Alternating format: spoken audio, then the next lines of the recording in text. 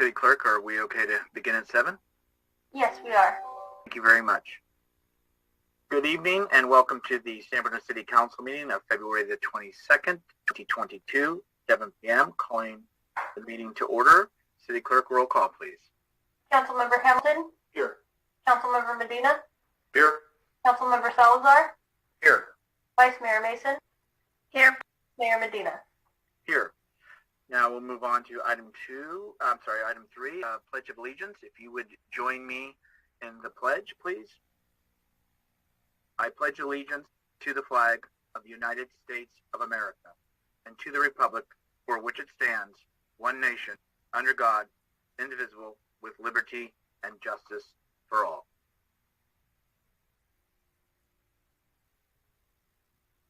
Now we will move on to item 4, public comments for items not on the agenda. Individuals will be allowed up to 3 minutes. It is council policy to refer matters raised in this forum to staff for investigation and or action where appropriate. The Brown Act prohibits the council from discussing or acting upon any matter not agendized pursuant to state law. And if we have members of the community that would like to speak, now would be the opportunity. Please raise your virtual hand and the city clerk will bring you into the room. And before we get too much further, we do have a public hearing at 7:10, so I will be mindful to watch the clock so we begin as best possible on time. City Clerk. Yes, the first speaker is Janet. I believe it's Janet Ludis. Just one moment.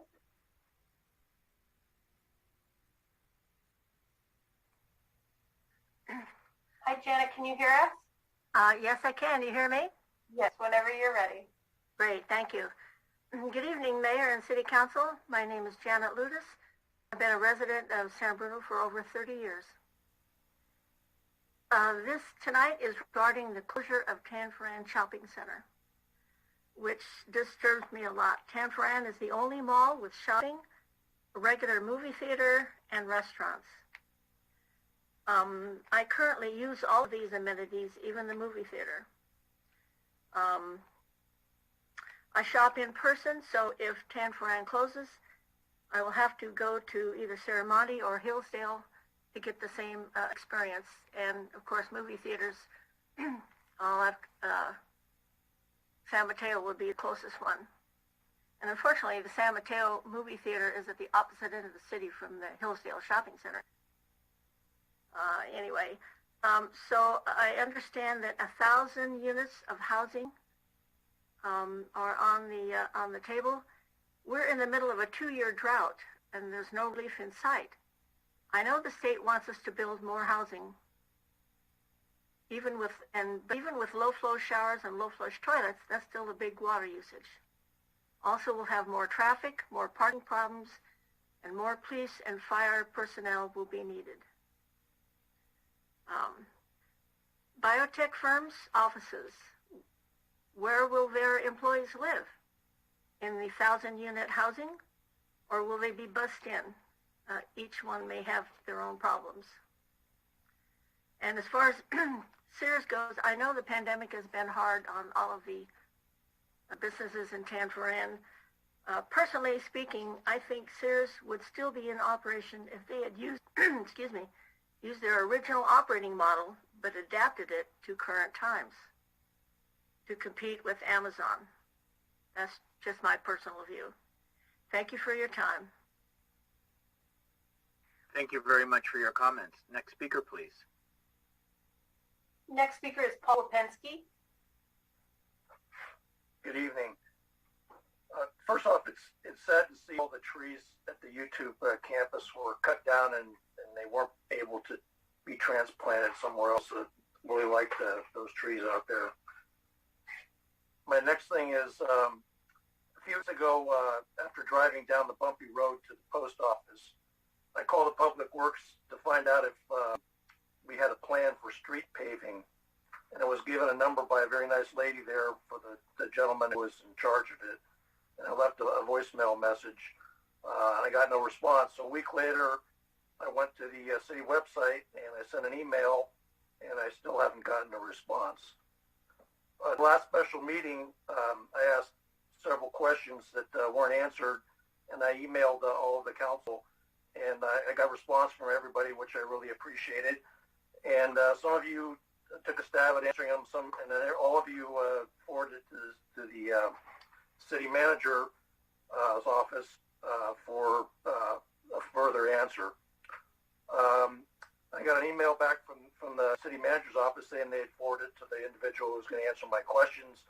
And 2 weeks later, I'm sitting here without any answers or response from the person who was supposed to answer my questions. So my question to you all is, what do I have to do to get an answer? Thank you. Thank you for your comments. Next speaker, please. There are currently no hands raised. Okay, thank you. I'm sorry, Mayor, one hand just rose. No problem. Thank you very much, City Clerk. Jeremy.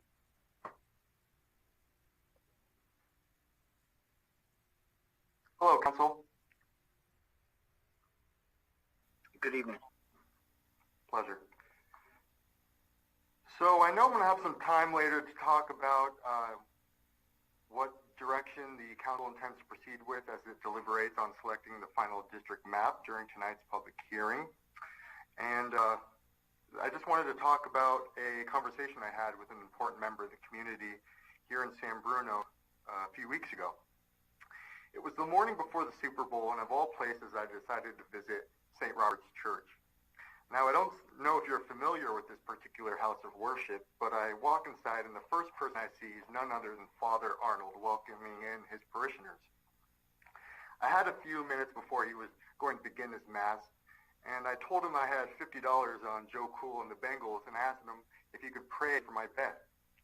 That's when he told me that his job is not to bless people with material riches, but to connect people to their inner spirituality, to show them how they can best show love and kindness to their fellow man, and how they can best follow a morally righteous life. Well, gee, I said, I appreciate you for letting me know. And that's when he told me he had $50 on Rams winning by 7 with the Blue Gatorade parlay. Okay, I said, nothing wrong with that. So then I said, Father, I'm trying to be a politician, and tell me if I'm wrong, but over this last year I've seen that the Biden administration has kept the same tax code that has favored the ultra-wealthy, the same defense spending that promotes death and destruction across the globe. And, well, tell me if I'm wrong, but I can't see this administration being any different than the Trump administration, except with higher gas prices. And he didn't want to talk politics, so we just left it at that. But that's what I think is so instrumental, what's so important about having district elections, because it connects people to their government. District elections, they allow a more representative democracy where the elected officials representing their people are more accountable to their voters. And hopefully it makes local priorities more are able to be followed, and the common interest can be promoted to the full extent possible. Thank you so much. Thank you for your comments. Next speaker, please. There are no other hands raised. Thank you. With that, we will end public comment, move on to the public hearing item. I know, City Attorney, should we pause for a couple minutes so we begin promptly at 7:10, not before?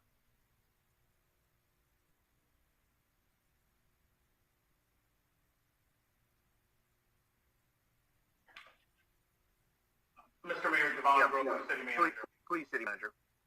I'll answer that question as a yes, but now it seems like it's 7:09, and so if we probably take 30 minutes, it'll be time to begin. And by state law, sorry, my button didn't seem to be working. I apologize. But yes, perhaps just another few seconds so that we can start at 7:10. Okay, we are not going to take an official recess. What we will do is just hang at, if we could, for about 30 more seconds, and then I will ask the city clerk to go ahead and we'll move on to public hearings and ask the city clerk to read the first item, item A, at 7:10, please.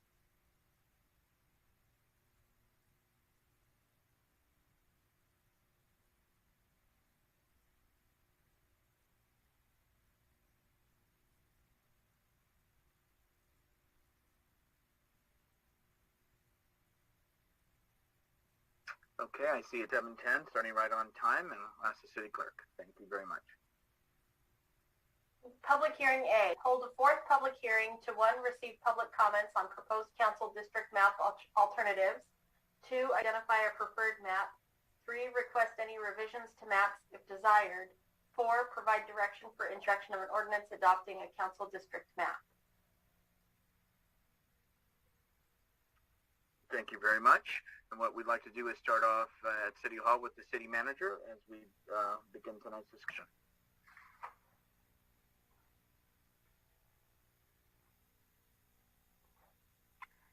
Thank you, Mayor. Good evening, Mayor Medina, members of the City Council, and members of the community. My name is Javon Grogan, and I'm the city manager for the city of San Bruno. We are here tonight for our fourth public hearing on San Bruno's districting process. This is the sixth public meeting that we've had on our districting process. We had 4 public hearings, or this is the fourth, and we had 2 community workshops. And as we know, this process will change how voters in San Bruno elect members of the city council, and it is a very, very important effort. And as you'll hear, a number of our community engagement efforts and the translation services that we went through in the dedicated website that was developed really helps to articulate that. This is also a process where we've heard feedback, and some of the feedback has been, why are we doing this process? Why did the city council direct in March of 2020 that the city would convert to districts for the November 22 election? And as we heard, one member of the public, some members of the public have spoken highly of converting the districts, and other members, like a number of the written comment items you have in your packet, and that is on our website tonight, members of the public have spoken not in favor of the process. Well, the short answer to why the city is doing this is that we are complying with not just the letter, but the intent of the California Voting Rights Act. And so we'll talk a little bit about that process today, and the process that other municipal agencies, both cities, special districts, and school districts are going through that have at-large elections to convert to district-based elections. And similar to how we started this meeting, there are certain things in state law that we must do. One of which is have a time-certain public hearing, which is why we paused for about a minute and a half to start this meeting at 7:10 on the dime, which is how it was agendized. And so for the presentation tonight, you really have 3 virtual heads popping up. One will be myself, but we will also have Kristen Parks from the National Demographics Corporation, a consultant that the city hired to support us through this process. And so Kristen will first provide a little bit of the background. She'll talk about the current electoral system for the city council and why we are making this change. Next, Kristen Parks will talk about the districting process. What is it? What is the process for transitioning to districts? And how does the transition impact terms and election cycles, something we talked about at our 3rd public hearing. Next, we will recap our outreach and community engagement efforts, and that will be done by Jennifer Netweg from Tri-Pepe Smith. The city undertook the effort of hiring a dedicated public outreach firm to support the multi-pronged public outreach effort that we have. Next, we'll talk about district map options, and we'll need direction from the city council. We are asking for direction from the city council tonight. And we'll talk more about this, but really to confirm the process that we are undertaking. And there's really 2 options: to continue the process and adopt a 4-district map, or continue the process and adopt a 4-district map, a 4-district map and an alternative 5-district map. And we'll talk a little bit more about that and why there is this open question of should the city of San Bruno have 4 equally sized districts or 5 equally sized districts, and how that relates to how the mayor is elected in San Bruno. And finally, we will end tonight with reviewing the draft 4-district maps that have been created by the consultant. as well as the numerous maps that have been submitted by public. And the goal tonight is for the City Council to select a preferred 4-district map. And you'll see in the options we talk about, either one of the two options has the city proceeding with selecting and eventually adopting a 4-district map. And we will process through and support the City Council through the discussions of selecting a preferred 4-district map as a goal for tonight. And so I'll take my seat and turn the presentation right now over to Kristen Parks from the National Demographics Corporation that will go through the background and the districting process. And then next we'll have Jennifer Netwig to go over our outreach and community engagement process.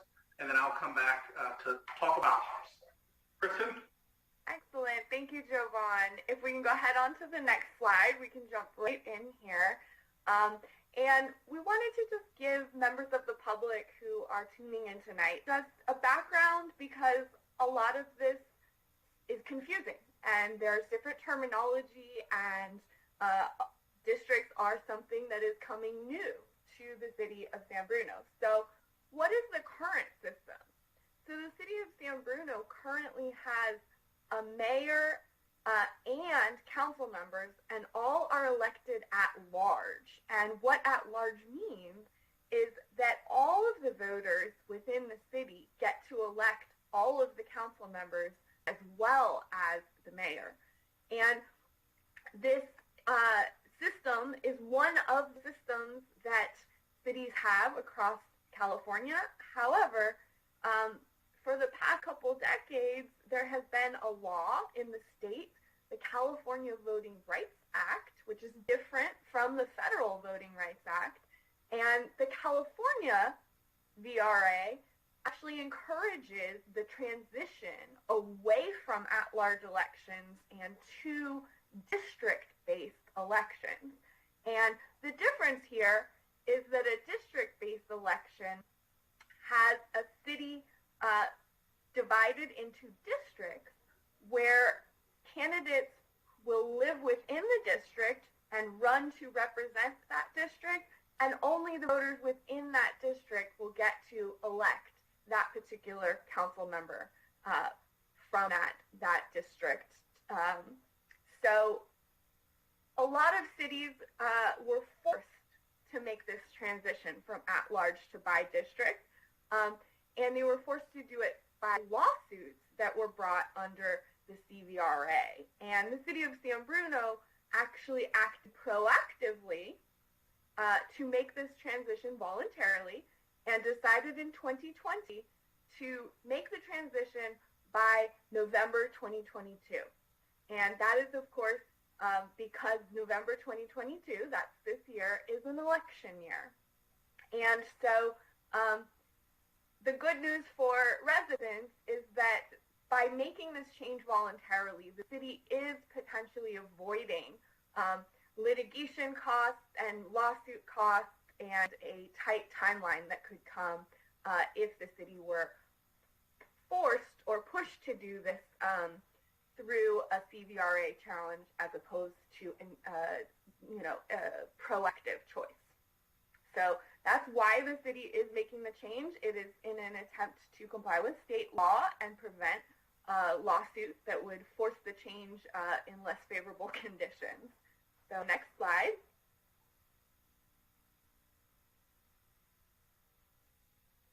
So what is the process here for districting? Well, in this transition, the city council, it will be voting to adopt a 4-district map that will go into place for the November 2022 election. And that is different than the current at-large system. And so rather than electing 2 council members at large in 2022, there will be 2 districts up for election. And the mayor will remain elected at large. So the reason that San Bruno is currently going to be adopting a 4-district map, right? Because if you look at other cities, some of them have different numbers of districts, different numbers of council members.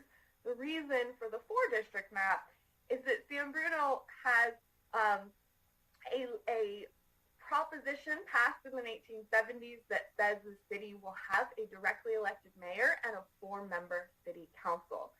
So that is why when you have a 4-member city council, you will have 4 districts because it is 1 council member per district. Next slide.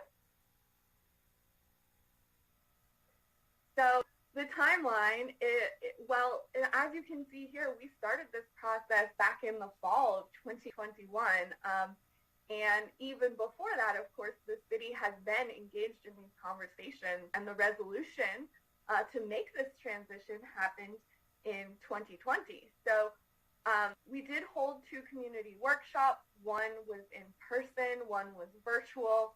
And we are following the legally required public hearing process to engage the public, educate them about the changes that will be coming, and give them the opportunity to weigh in, both by drawing and submitting their own draft maps and by giving feedback on the maps that have been submitted by others. So that's where we are. Public hearing 4. Public hearing 5 on March 8th will potentially be the introduction of the ordinance to adopt the final map, which will be the 4-district map that will go in place for the November 2022 election. So this process really does need to wrap up by mid-April in order to get all of those voter and precinct assignments and boundary lines to the county registrar of voters, so that everything is in place for the November election. Next slide. So one of the questions that comes up often in this process is, when you make the switch from at-large to by-district elections, does that change any of the current council members' terms? Keeping in mind that there are 4 current council members who have been elected at-large. The answer is no.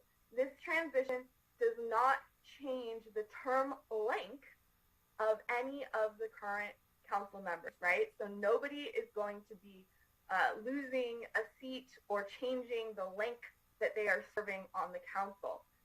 And all of the current members remain at large, meaning we don't talk about them as representing a district yet, even if they live in that district, until they have been elected, if they are elected once that district holds an election and elects their council member. Keeping in mind that the city council elections are usually staggered, meaning that we don't elect all of our council members all at the same time.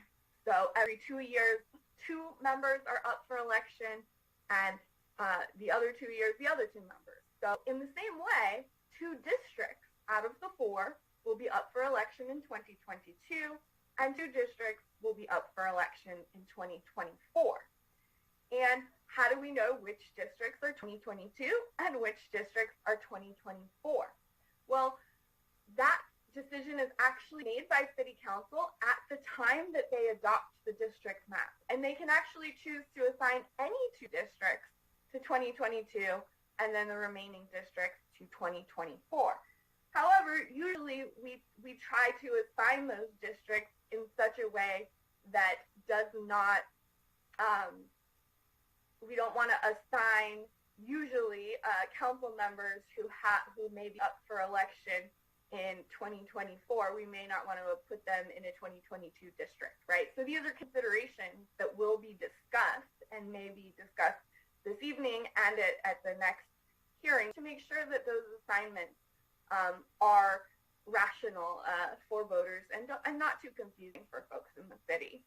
Next slide. So this slide is more for reference for anyone who's really curious about the sequencing because it does get confusing. So this is NDC's sort of cheat sheet to what happens when you draw these district boundaries, and we have 4 current council members. And so they are going to reside, each council member, in one of these 4 districts. And whether or not their term is set to end in 2022 or 2024, and whether or not they end up residing in the 2022 or 2024 district. There are some options here. But keeping in mind that nobody's term will be changed or shortened in this process. So voters who have elected their council members to serve a complete 4-year term are still getting that representation that they voted for. So you can sort of think of the rollout of district-based elections as being, you know, sort of a phased thing. 2 districts will for the very first time elect by district this November, and then the remaining 2 districts will elect by district in 2024. So what that means is you will have a 2-year period where 2 of your council members will have been elected by district and 2 will remain having been elected at large. So there is that sort of transition period. I'm happy to answer any questions about this at the end of the presentation, but we just want to make sure that all of the information is out there. And we know it's confusing, so just doing our best to sort through it. And of course, all of this becomes clearer when we look at specific maps and we start talking about assigning districts to electioneers. Next slide. Excellent. So I am going to be passing it over to Jennifer Netwig from Tri-Peppy Smith to give you an update on outreach and engagement. Okay, good evening, members of City Council. So as everyone has mentioned, my name is Jennifer Netwig. I'm a director with Tri-Peppy Smith, the public affairs and marketing firm with this, we're partnering with the city and NBC for the outreach and engagement surrounding this important issue. And you may remember that I shared an outreach update with you during the last hearing on January 25th, so I won't be digging into each and every detail that we went over then, but I do want to highlight a few new pieces of information and provide a summary of anyone or for anyone who is new joining us here this evening. So next slide. So this is the first of 3 slides that will show the various types of media that we have been pushing out in support of the outreach and engagement about this issue. This slide shows the digital, the next is print, and then the next is in person. So you'll see the efforts in each of those 3 categories. And then in addition to the different types of media, we've been communicating this information in different languages. So it's gone out, you can see the dozens of languages there listed for the website content, and then other materials have been communicated in Spanish, as well as Cantonese and Mandarin. So on the digital side, I do want to particularly highlight the dedicated website about this issue for the city. It's districtingsanbruno.org. And on that site, extensive resources are available for the public to learn about the process, access materials, and share feedback. And you can see in the screenshot that, as I mentioned, visitors to the website have the option of selecting their language, which is available in dozens of languages. And then of note, I also want to point out that all materials, including video recordings from all the public hearings, plus the 2 community workshops, are posted to the website's calendar page, which you can see the tab there on that screenshot. So if anyone is new to this process joining us here tonight and you've missed any of the previous meetings, you can go to that calendar page and you can see videos from those 2 community workshops, the hearings to date, and for the workshops in particular, you'll see recordings available in Spanish and Mandarin and Cantonese. And to stay in touch with the process through that website, I want to encourage folks to go ahead and click subscribe to get email updates about the process moving forward, and to submit any comments or questions through the contact tab. And then on the slide, you can see the other digital elements, but I won't be describing each and every one of those, so we'll move on to the next slide. On this slide, you can see the various print elements that have been part of our outreach efforts, and the newest item that I do want to make sure we highlight is obviously that postcard that you can see on the slide. So you can see the screenshots showing the front and back sides of a postcard that actually has been mailed out to all postal customers in San Bruno. And this postcard is something that we had planned in coordination with city staff to go out between the pivotal 3rd and 4th hearings to gather public feedback prior to this 4th hearing, where City Council has the opportunity to select a final map. And you can see in the screenshots that the content included languages, obviously English, Spanish, and Chinese there on the postcard. And then moving on to the next slide, I'll wrap up with the different types of media by highlighting the in-person outreach efforts. So we know that not everyone is online and communicating digitally. Maybe not everyone even checks their mail, so we have had some in-person outreach, as you can see here. The one that I want to make sure we highlight is the marquee. As you can see here, the message was on display at the marquee located on El Camino Real, near the entrance to the downtown area there, for most of the month of January. And then I also will just reiterate that those 2 community workshops that the city held, those are above and beyond legal requirements. So on top of your required hearings, you've had these workshops that were really much more informal and great opportunities for the public to participate and have dynamic question and answer sessions where we did get a lot of great engagement. So next slide. I'll just wrap up the outreach effort or the outreach update here tonight by emphasizing the ways community members can continue to stay involved. So on the next slide, you can just see a quick listing of those main touch points. So the website there, as we've covered, is districtingsanbruno.org. And then you've got your phone number, 650-616-7058 for folks to contact. And then people are always welcome to send an email to districting@sanbruno.ca.gov. And that concludes our outreach update for this evening. I believe I'm turning back to the city manager to pick up the slide from here. Thank you. All right, thank you, Jennifer. Okay, I will walk us through a few options for this process, and they're up on the screen. First is to continue and adopt a 4-district map, and the second option is to adopt a 4-district map and an alternative 5-district map. And so you may be wondering, why are we talking about a 5-district map? I know City Council knows, and people that have been following the process are aware. But I just want to take a moment to walk us through a few points on the 5-district alternative and just articulate why that discussion has taken place. And so as we all know, and our consultant team reiterated, we are undertaking San Bruno's first districting process. And so we are not redistricting. We are districting for the first time. But in reality, there are 2 efforts that are underway simultaneously that impact this process. And the first is districting, establishing council districts. And so as we heard on March 24th of 2020, the City Council really made that proactive decision and adopted a resolution that called for the city to transition to by-district elections in November 22. And as a standalone item, what that would really do is that it would end the current system of at-large citywide elections whereby all voters elect both the mayor and all 4 council members. And it's also important to note, I know we touched on it a little bit earlier, that this proactive action really avoided unnecessary costs.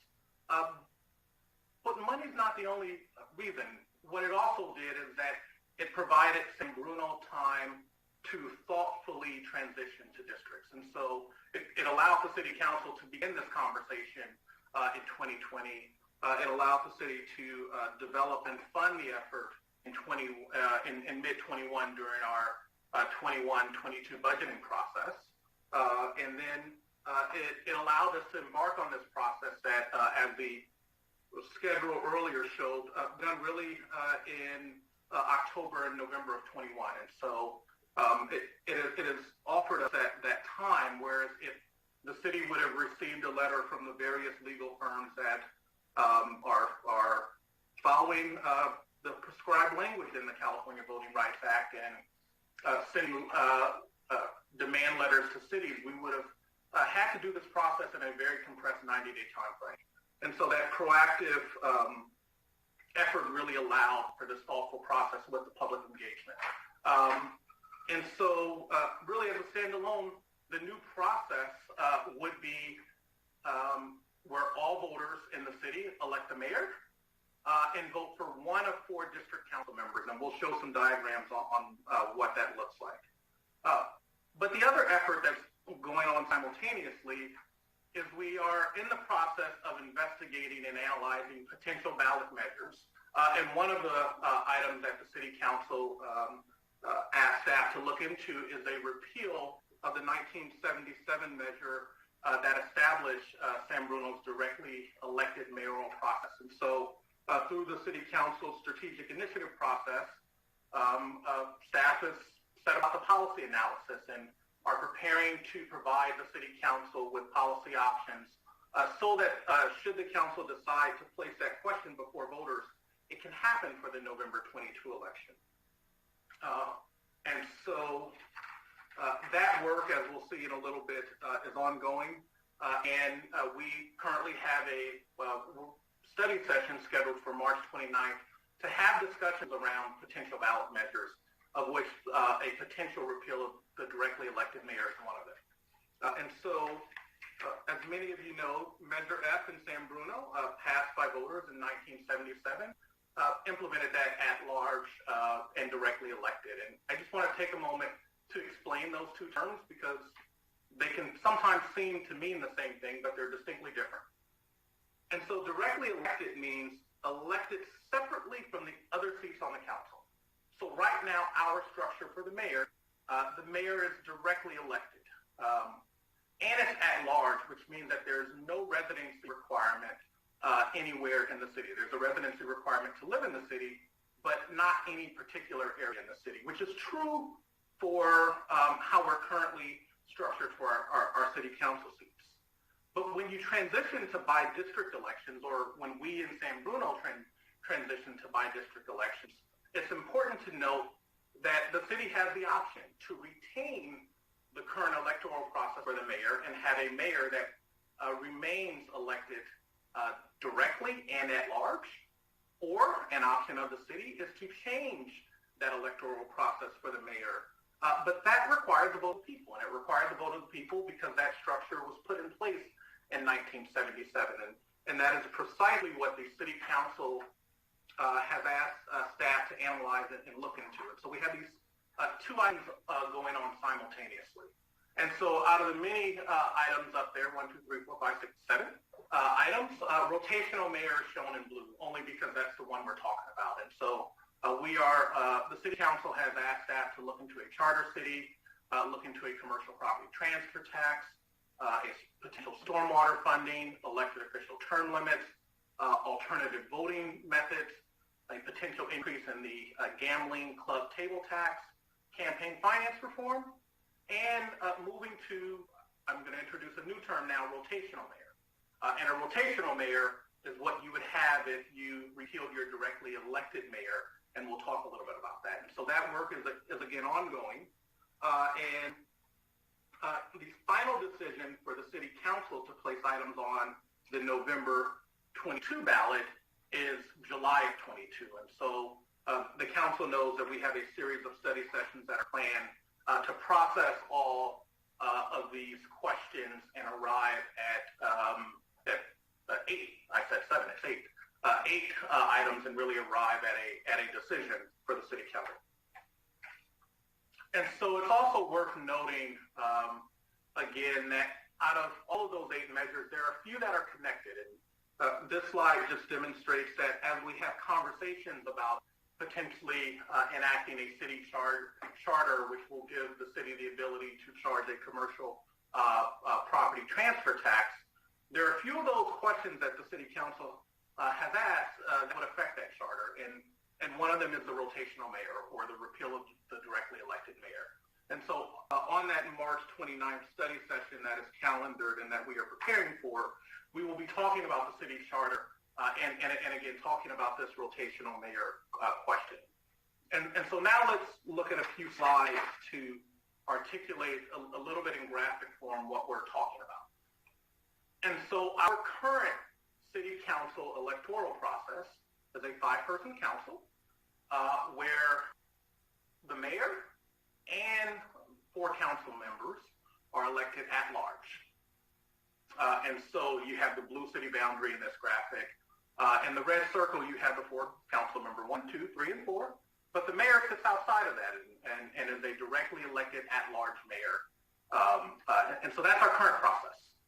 Now, again, as we transition to districts, one of the options is to keep that directly elected at-large mayoral process, but instead go through a process, and we have draft maps that both the consultant and members of the public have developed through this process, where you would divide the city in 4 equally sized districts. Again, not only complying with the letter, but also the intent of the California Voting Rights Act. And so we have been going about that process, and during this process, the city council also said, ask the public to submit 5 district maps. Now, we didn't receive any 5 district maps through the process, but creating a 5 district map option was a possibility. And so what does that look like? And this is a graphic that shows that. And so by transitioning to 5 districts, the city has the option to have a rotational mayor.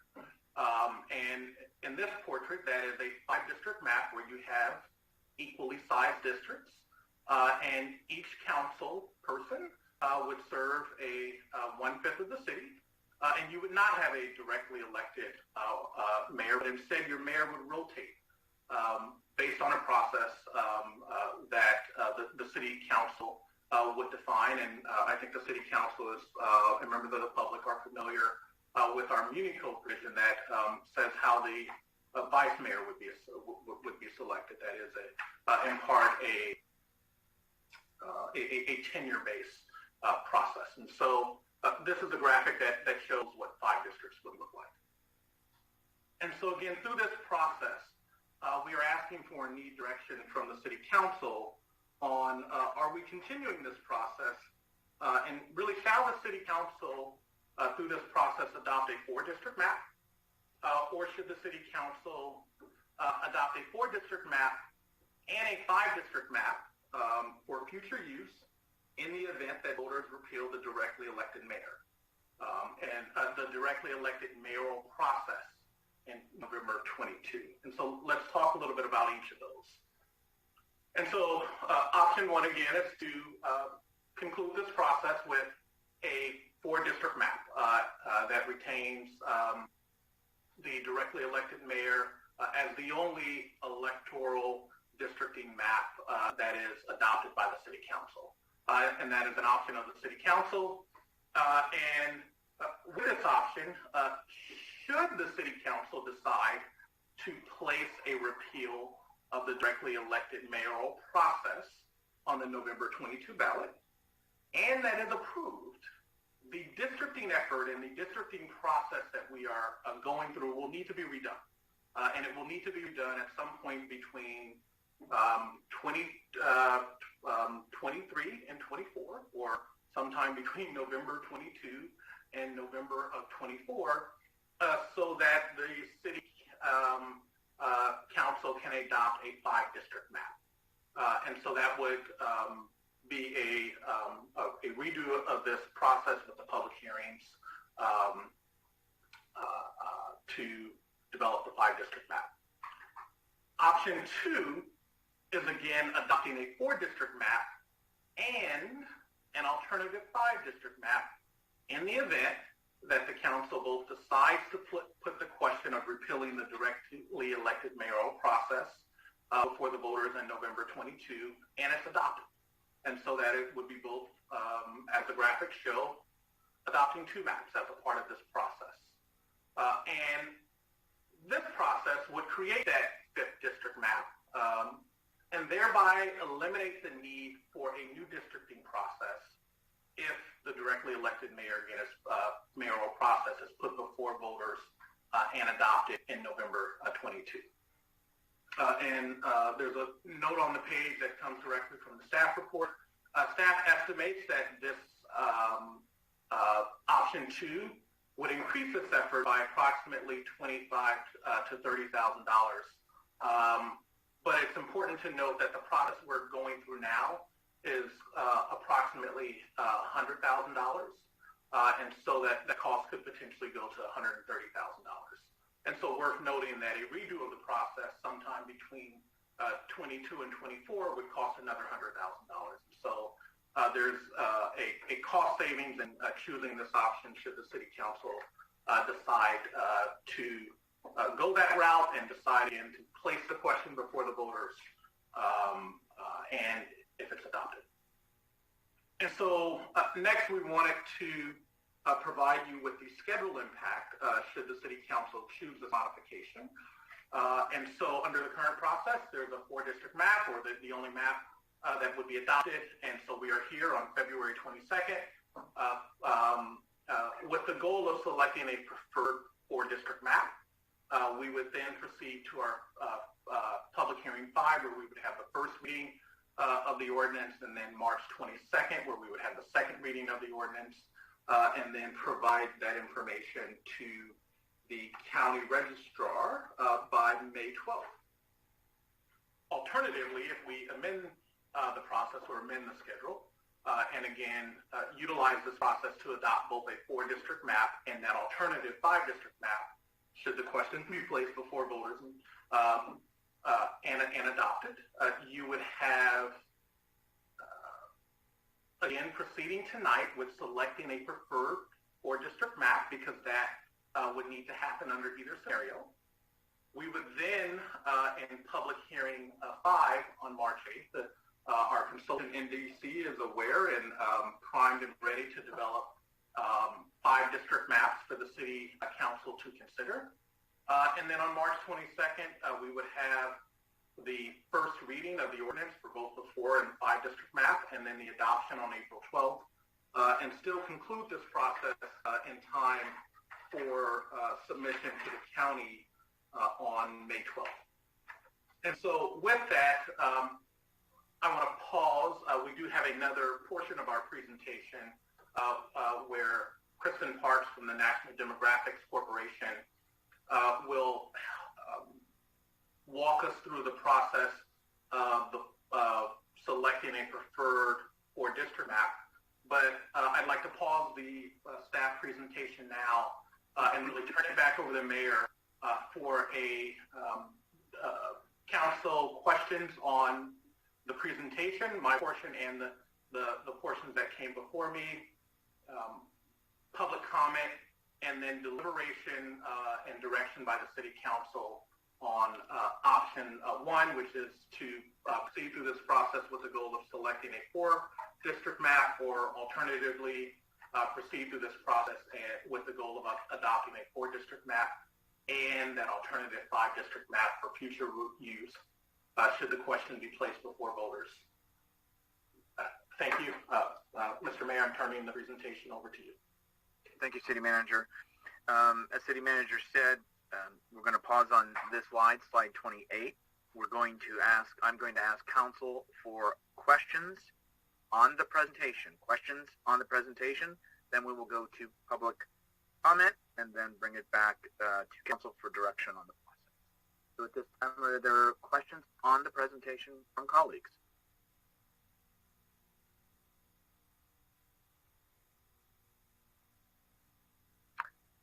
Councilmember Hamilton, please. So I have a question on the process that would be followed for selecting an alternative 5-district map, because we've had all this public outreach. It's gone on for months, and inviting people to draw their own 4-district map, and it's looking like then the process for the public to participate in drawing a 5-district map would only take place over the next 3 weeks or so, before the March 8th public hearing. How can that be done? How can we do that much outreach and make sure that the public gets to weigh in on those 5-district map options, since we haven't done any of those yet? That's my first question. City Manager, can you assist not being able to see everybody? Who might be best, or who will funnel some of these questions, please? Sure. Thank you, through the Mayor, Councilmember Hamilton. Sure. I think it's important to note that the public engagement process and the public map drawing process that we undertook invited the public to both draw 4-district and 5-district maps. And so that was at the direction of council, added to the website, and there is the ability for the public to draw 5 district maps. None were submitted. If the question, and so we can proceed through this process because we will have additional public meetings where we can seek council public comment both at the March 8th and the March 22nd meetings, as well as the April 12th meeting for public comments on the 5 district maps. If we were to have a process where we invited the public again, open up a window and articulate very strongly around draw 5 maps, please, draw 5 maps. If we receive any maps, we would really need to have that deadline before March 22nd so that when the city council introduces that first reading, we will, you'll have that feedback. And so if so directed, it's a month from today, right? So the work to open that ability up on our website is actually almost zero because the ability was already there. And so we could undertake that process and invite, again, public submission of maps. But I just want to note that that was possible during the first drawing phase as well. Okay, thank you. And then my second question is more of a procedural one for this meeting. If we're going to open it up for public comment after this section so people can ask questions, will we open it up for public comment again later after we have discussion over choosing a four district map? I think it would be important for the public to be able to weigh in on both things. So I just want to ask that question as to what's the. I don't want to have public comment now and then close it, and then we have the whole discussion about the specific maps, and we don't have and the public can comment again. Is that what? Are we going to have 2 public comments on this item? Yes, that is the intent to have public comment now and public comment after the last portion of the presentation. Great. Yes. Thank you. And thank you for just clarifying. But yeah, that's where we're going to take the pause here. Other questions from colleagues? If not, we're going to go back to the. Thank you. Oh, I apologize. Councilmember Salazar. Thank you, Mr. Mayor. I do have a couple of questions on some of the statements that we heard. First of all, I heard that council gave direction to look at 5 district maps, and I don't recall that direction coming from council, so I wanted to get clarification on when that direction was given, because from what I heard from the public, nobody was aware that 5 district maps were an option. I also heard the city manager say that residents are able to create 5 district maps on the website using the tool, and that is not true. The tool only allows for 4 different districts. It's limited to 4, so you can't draw 5. So the public has never had the ability to do that up to this point. So I don't think that's correct. And so maybe we get some clarification on that, where if we were under the impression that the public was given that option, how they were supposed to create that when you can't select 4 colors on that tool.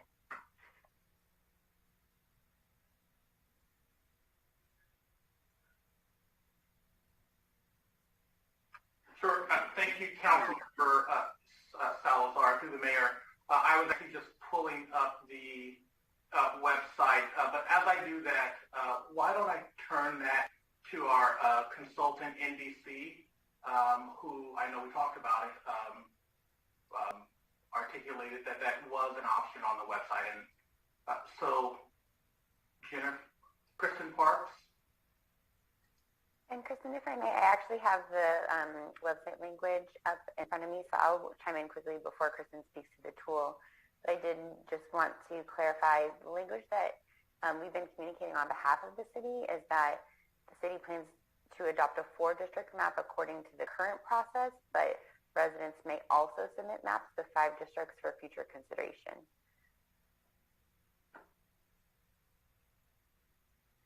And so how would they create those maps if the tool does not allow for the creation of more than 4? I mean, the whole purpose of the tool, right, is to assist us in balancing the districts and providing the statistics that go along with them. But if there's only 4 colors available on the tool, it's virtually, yeah, they could probably manually create as many districts as they want, but the tool doesn't assist in doing that. So if we're asking the residents to use the tool and the tool doesn't have that ability, it's kind of disingenuous to say, yeah, go ahead and draw them, but you're on your own if you do. Right, and I will defer to Kristen if she has the chance to chime in as the expert in the tools themselves, but as far as what is available on the website, I think you're exactly right. So people would have the ability to use the different types of tools. So there's the printable PDF map that people could use to draw in the 5 districts if they so chose, and then just really any other format, any kind of description of maps or just hand-drawn maps on any sort of paper, the team more than welcomes. But I think to your point, like you're saying, the online map does only currently accept the 4 maps that are the focus of this current process. So, Councilmember Salazar, I've checked online, and that is the case where the online tool does not allow the submission of 4 maps. I do know that we did encourage members of the public to submit 5 district maps, but it does seem like that was a part of the process that was missed in opening up that online portal. So should the city council decide to consider 5 district maps, we can develop a process where those can be submitted online. Okay, and to follow up on that then, we're talking about 14 days, 14 calendar days until that next round of maps will be done. So to date, the process has taken us about 5 months to get to where we are today. And so we're talking about compressing 5 months worth of public input and consideration and development and discussion into 14 days. I'm going to put this back on staff. Do you really think that that is an adequate amount of time? I think Councilmember Hamilton asked the same question, but I'm going to ask it again. Can we really do 5 months worth of work in 14 days and do the process justice? Councilmember Salazar, what we heard from the city council, and there was a prior meeting where council members did ask if 5 districts could be a part of the process. We have done extensive research with the city attorney's office to determine, can 5 districts be adopted through this process? And so the answer to that question is yes. Can the city council legally adopt a 5 district map through this process? To your question of, because it was not possible to submit a 5 district map online through the map drawing process, is it sufficient to open the process up now and allow approximately 2 to 3 weeks for the public to submit 5 district maps? I think that that's a question for the city council. I would say that if there is a process that allows between 2 to 3 weeks for the public to submit a 5 district map, and there is both a meeting on March 8th, March 22nd, and April 12th before the City Council makes a final decision.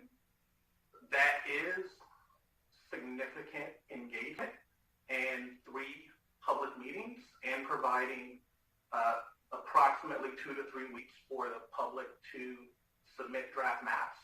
I don't have the schedule in front of me now, but when I think back to the second round of maps that we asked people to draft, 3 weeks was not given. And so during this entire 5-month process, there was not sort of 5 months for the public to draft 5 draft maps.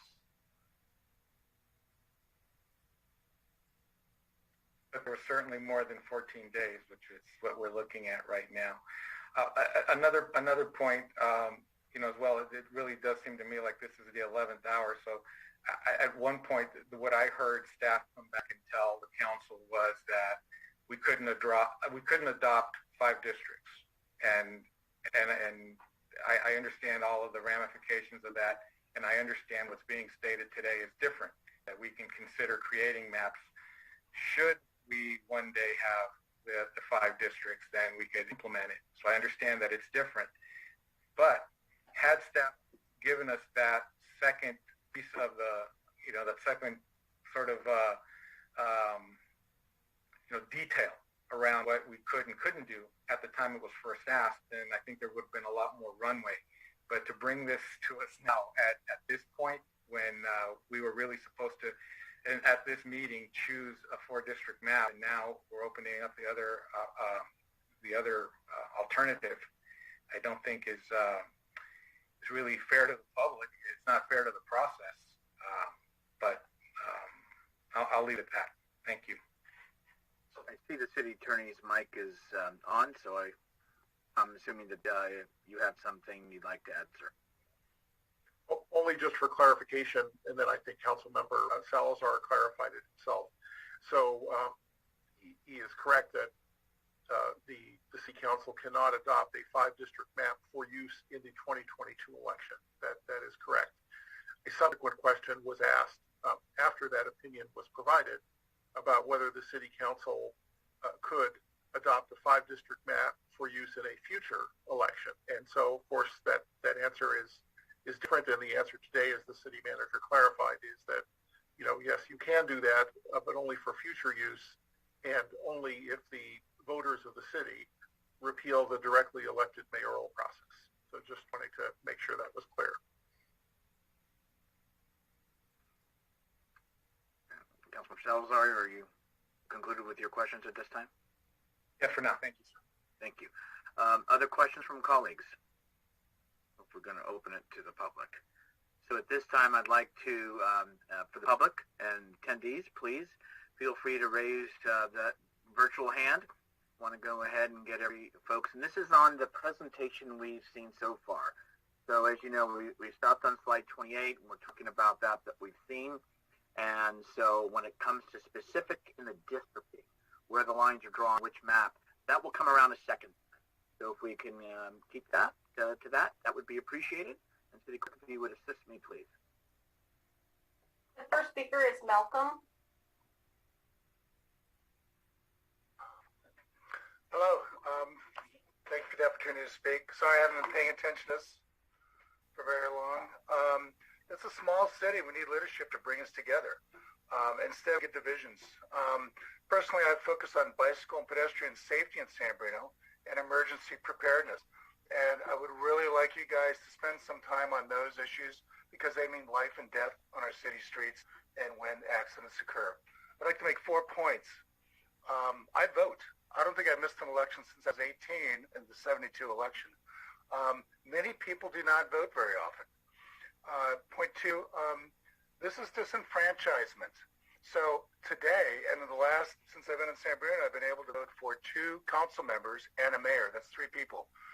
One of you once pointed out quite intuitively that it takes 3 votes to control the city. 3 people can control, what's going on in our city. and this takes away the right of me and everybody in town to vote for 3 different people. Under this, we only vote for 1 council member and the mayor. By the way, I think San Bruno is the only town in the county that has a separate mayor. Every other town circulates them around. I heard that it's a 19th century rule, or was it 1977 when this passed? Well, things have changed. Third, district balance. I've looked at all the maps on the website, and none of them reflect how people actually vote. Okay. When you look back in history, and you can go to the San Mateo County Registrar's website and see how many people voted in which elections going back many years. Some elections there's just a few thousand people voting. Some there's one almost 17,000 people. So how do you get balance within these districts? Some precincts, in the old way of doing things, precincts had just a few hundred people, while other precincts had thousands of people voting. And when you look at the precinct maps, they're all about the same size geographically. So what happens? Does somebody get a district where only 100 people vote regularly? I mean, is that fair to the rest of us? And last point, why is this not on the ballot? Something that has such an effect on the city and can dramatically affect the direction of our city, why is that not left up to the citizens of San Bruno to make the decision? Thank you for your time. Thank you very much for your comments. Next speaker, please. Next speaker is Jeremy.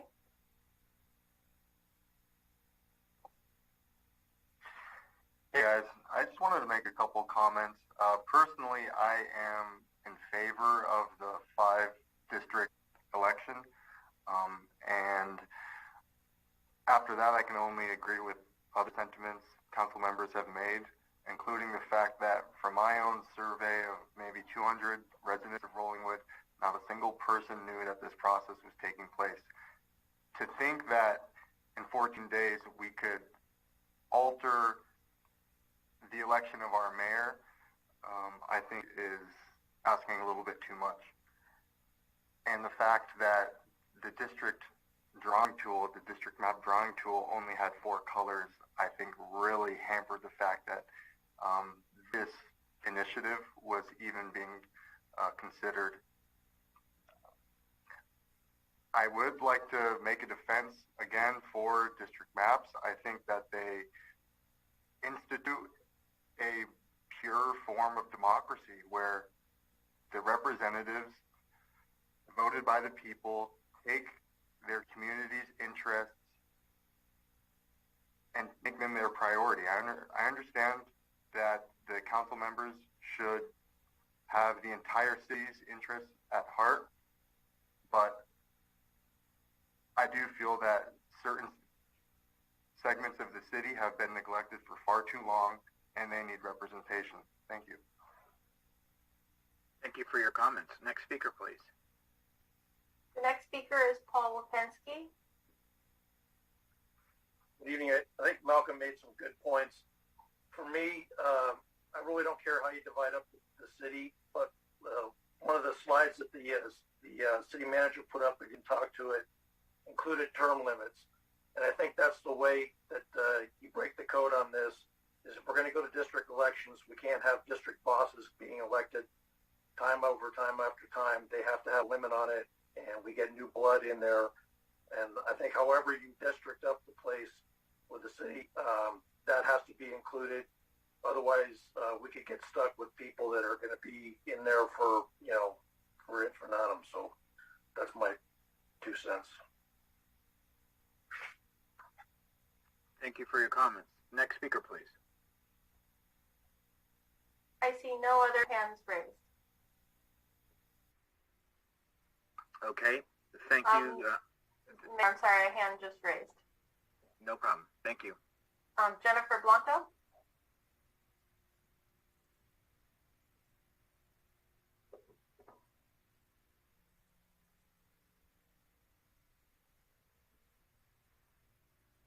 Jennifer, whenever you're ready. Yes, sorry. Good evening, everyone. Thank you for allowing me in. I just walked back into my room.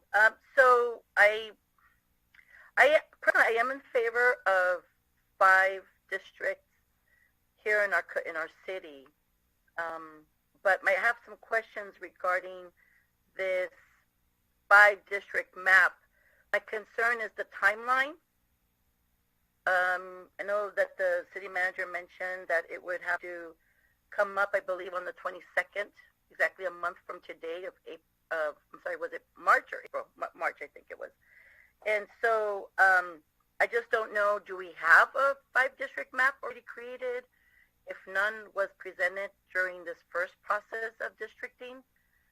And so it's very rushed, and I don't know if, I'm hoping that you'll be able to answer my question regarding if we do have a 5-district map. And I am in favor of rotational mayor, but my question is, I'm not sure if you may have this already been determined, I may have missed it, is that if the mayor becomes a rotational position, would that be a year, 2 years, being shared amongst the city council members?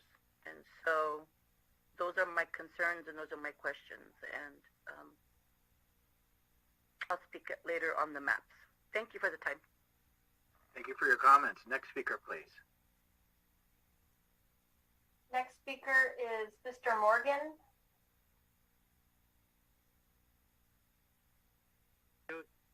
Okay, I'll unmute. Thank you. My name is David Morgan. I'm living here in San Bruno. I'm Scoutmaster with Boy Scout Troop, and here in San Bruno. In listening to everybody talk, I've noticed that everybody's talking about the way districts are set up, and I was under the understanding, and you can clarify this for me if you can, that the voting districts were set up under the population, not their voting direction.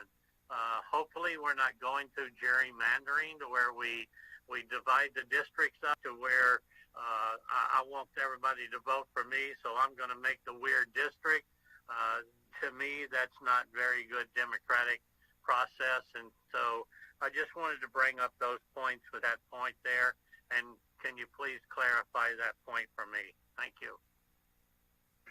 Thank you for your comments. Next speaker, please.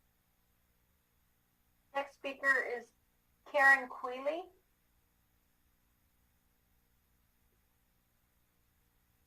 Unmuted. Okay. Hi, I'm Karen Quayley. I'm a resident of San Bruno for 13 years and 15 years in Millbrae. And I've received all the communications, and it was very, very puzzling for me to figure out what exactly you were asking for. And as I looked at all the maps and redistricting, I thought, how can I possibly decide what should be the district? I didn't understand the criteria for making the decision. I didn't know if it was along, party lines or population numbers. And I have found the whole process confusing, and that's why I decided to listen tonight. And I've learned a lot tonight, and I think that I'm a college-educated, master degree individual, and I do read my mail, and I do try to participate. I've never missed voting, and if it's unclear to me, I think it's probably unclear to many, many more people than me as to what exactly it is you're asking for. When I look at 4 different districting maps, it just is totally confusing, and I just kind of put it aside and don't get it any farther. So I just wanted to give you that input from a concerned citizen and an educated citizen who hasn't really been able to participate because it hasn't been clear. So thank you for listening. Thank you for your comments. Next speaker, please. I'm afraid to say it, but I see no other hands raised. Okay, and there's going to be a second opportunity after we start to review maps as well. So with the public having some of their questions and comments, we want to bring it back to the council for directions on the process. And I can empathize with some of the clarifications. And I think and one thing I received too is just, as the postcard went out, I think there were some folks that were maybe felt not fully fully informed or were just learning about it and trying to then ask for inquiry. I think within there, the population, it's more of a population percent. I don't know if Ms. Parks, if you can address that, just because it's not about the party line or what have you. So just so that clarity maybe can be given before we move to districting map, please. And then we'll hear from colleagues first. Yeah, absolutely. In fact, California state law does say that a community of interest can't be defined as having any relationship with a political party or with a candidate for office or with an incumbent. So we're really talking about the residents. And we also need to follow the prohibition in the Fair Maps Act that says that we actually can't consider partisanship when we're drawing our district boundaries, because city council is a nonpartisan election.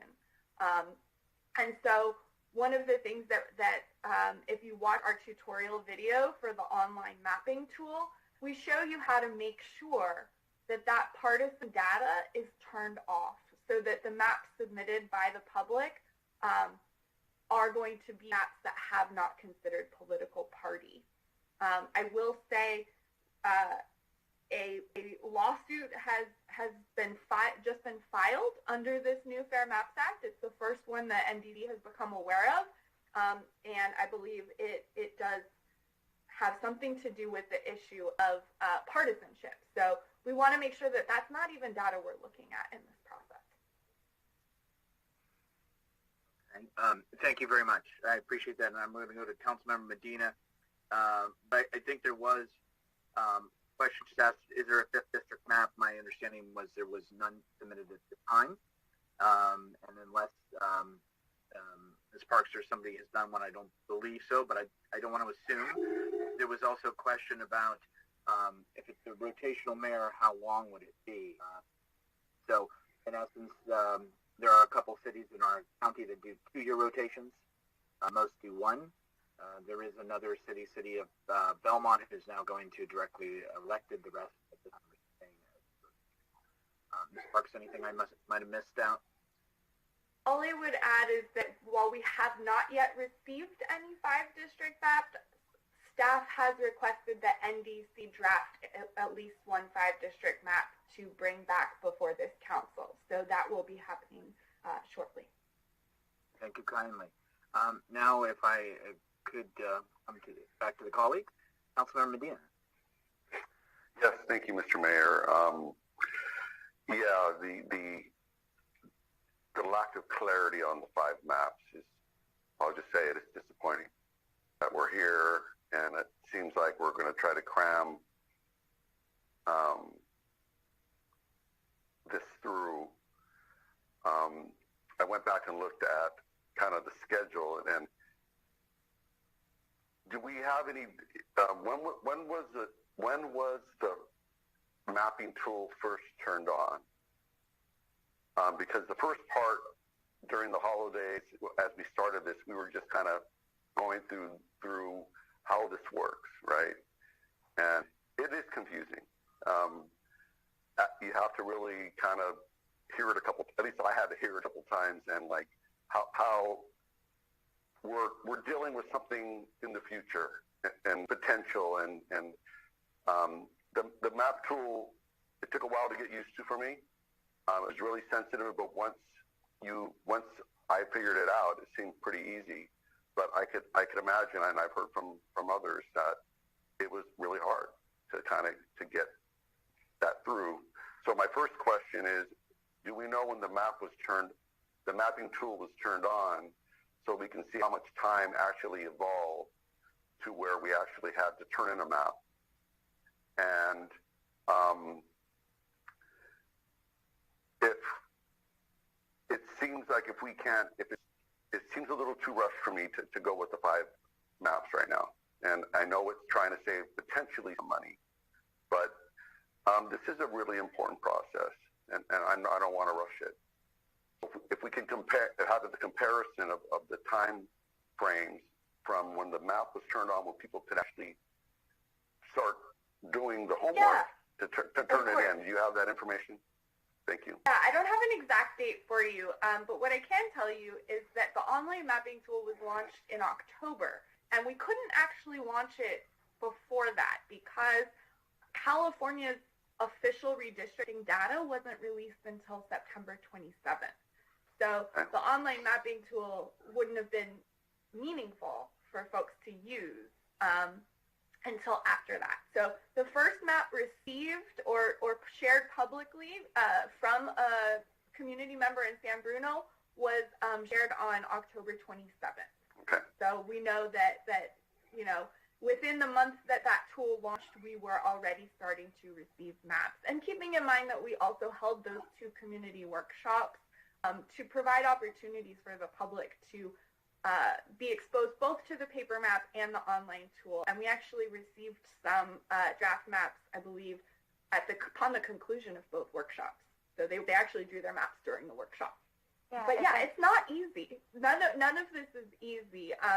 And so, you know, I think San Bruno has had excellent engagement.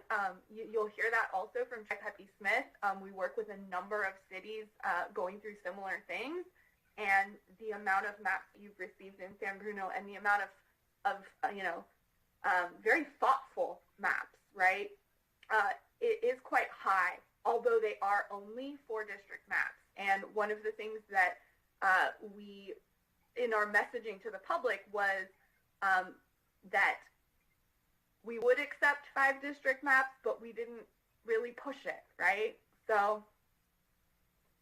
And if I may, I was going to emphasize the same thing that Kristen touched on, was that the community workshops were held right around that same time. So the first community workshop was November 1st, and the second community workshop was November 13th. That first community workshop on November 1st, the videos from the workshop were posted to the website shortly thereafter, and so folks had the opportunity to take a look at that ever since early November. So just wanted to reiterate. Oh, thank you for that. I'm thinking that we have a total of how many maps were turned in? I believe it's 32 or 33. 32, 33. Including consultant maps. Got it. 32, yeah, including consultant maps. So 29 from the public. And by the way, thank you to any members of the public who are here with us who submitted a map. We have the contact information for the people who turned in the map, so you could email them or call them and say, hey, can you turn in a 5-member map? We do have that. Excellent. And for some, not all. For some, not all. For people, okay. With COVID kind of hopefully continuing to ease away, not gone, but just still easing away, would we be able to do more in-person activity? My feeling is, right now, I'm leaning towards not going with the 5 because I don't feel there's enough time and enough contact with our residents.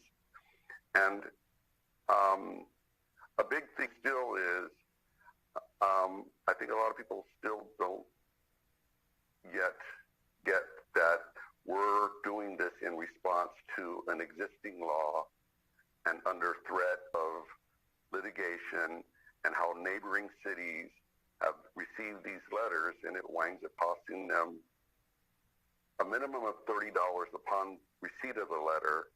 And then I believe in Millbrae, it's $100,000 in attorney fees. So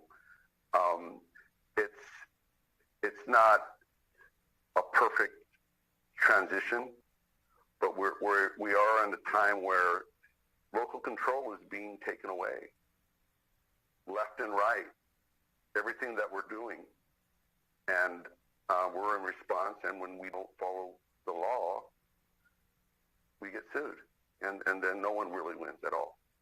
So I'm a little skeptical right now. So I need to be convinced that we're going to do something a little bit more engaging to be able to get a fair response back to go with 5 maps right now. Thank you. Thank you. Councilmember Hamilton, if it's okay with you, may I see, I have a hand up, City Hall with the city manager to see if you'd like to add into some of the questions. That's okay. And if not, City Manager, I'll come back, but please.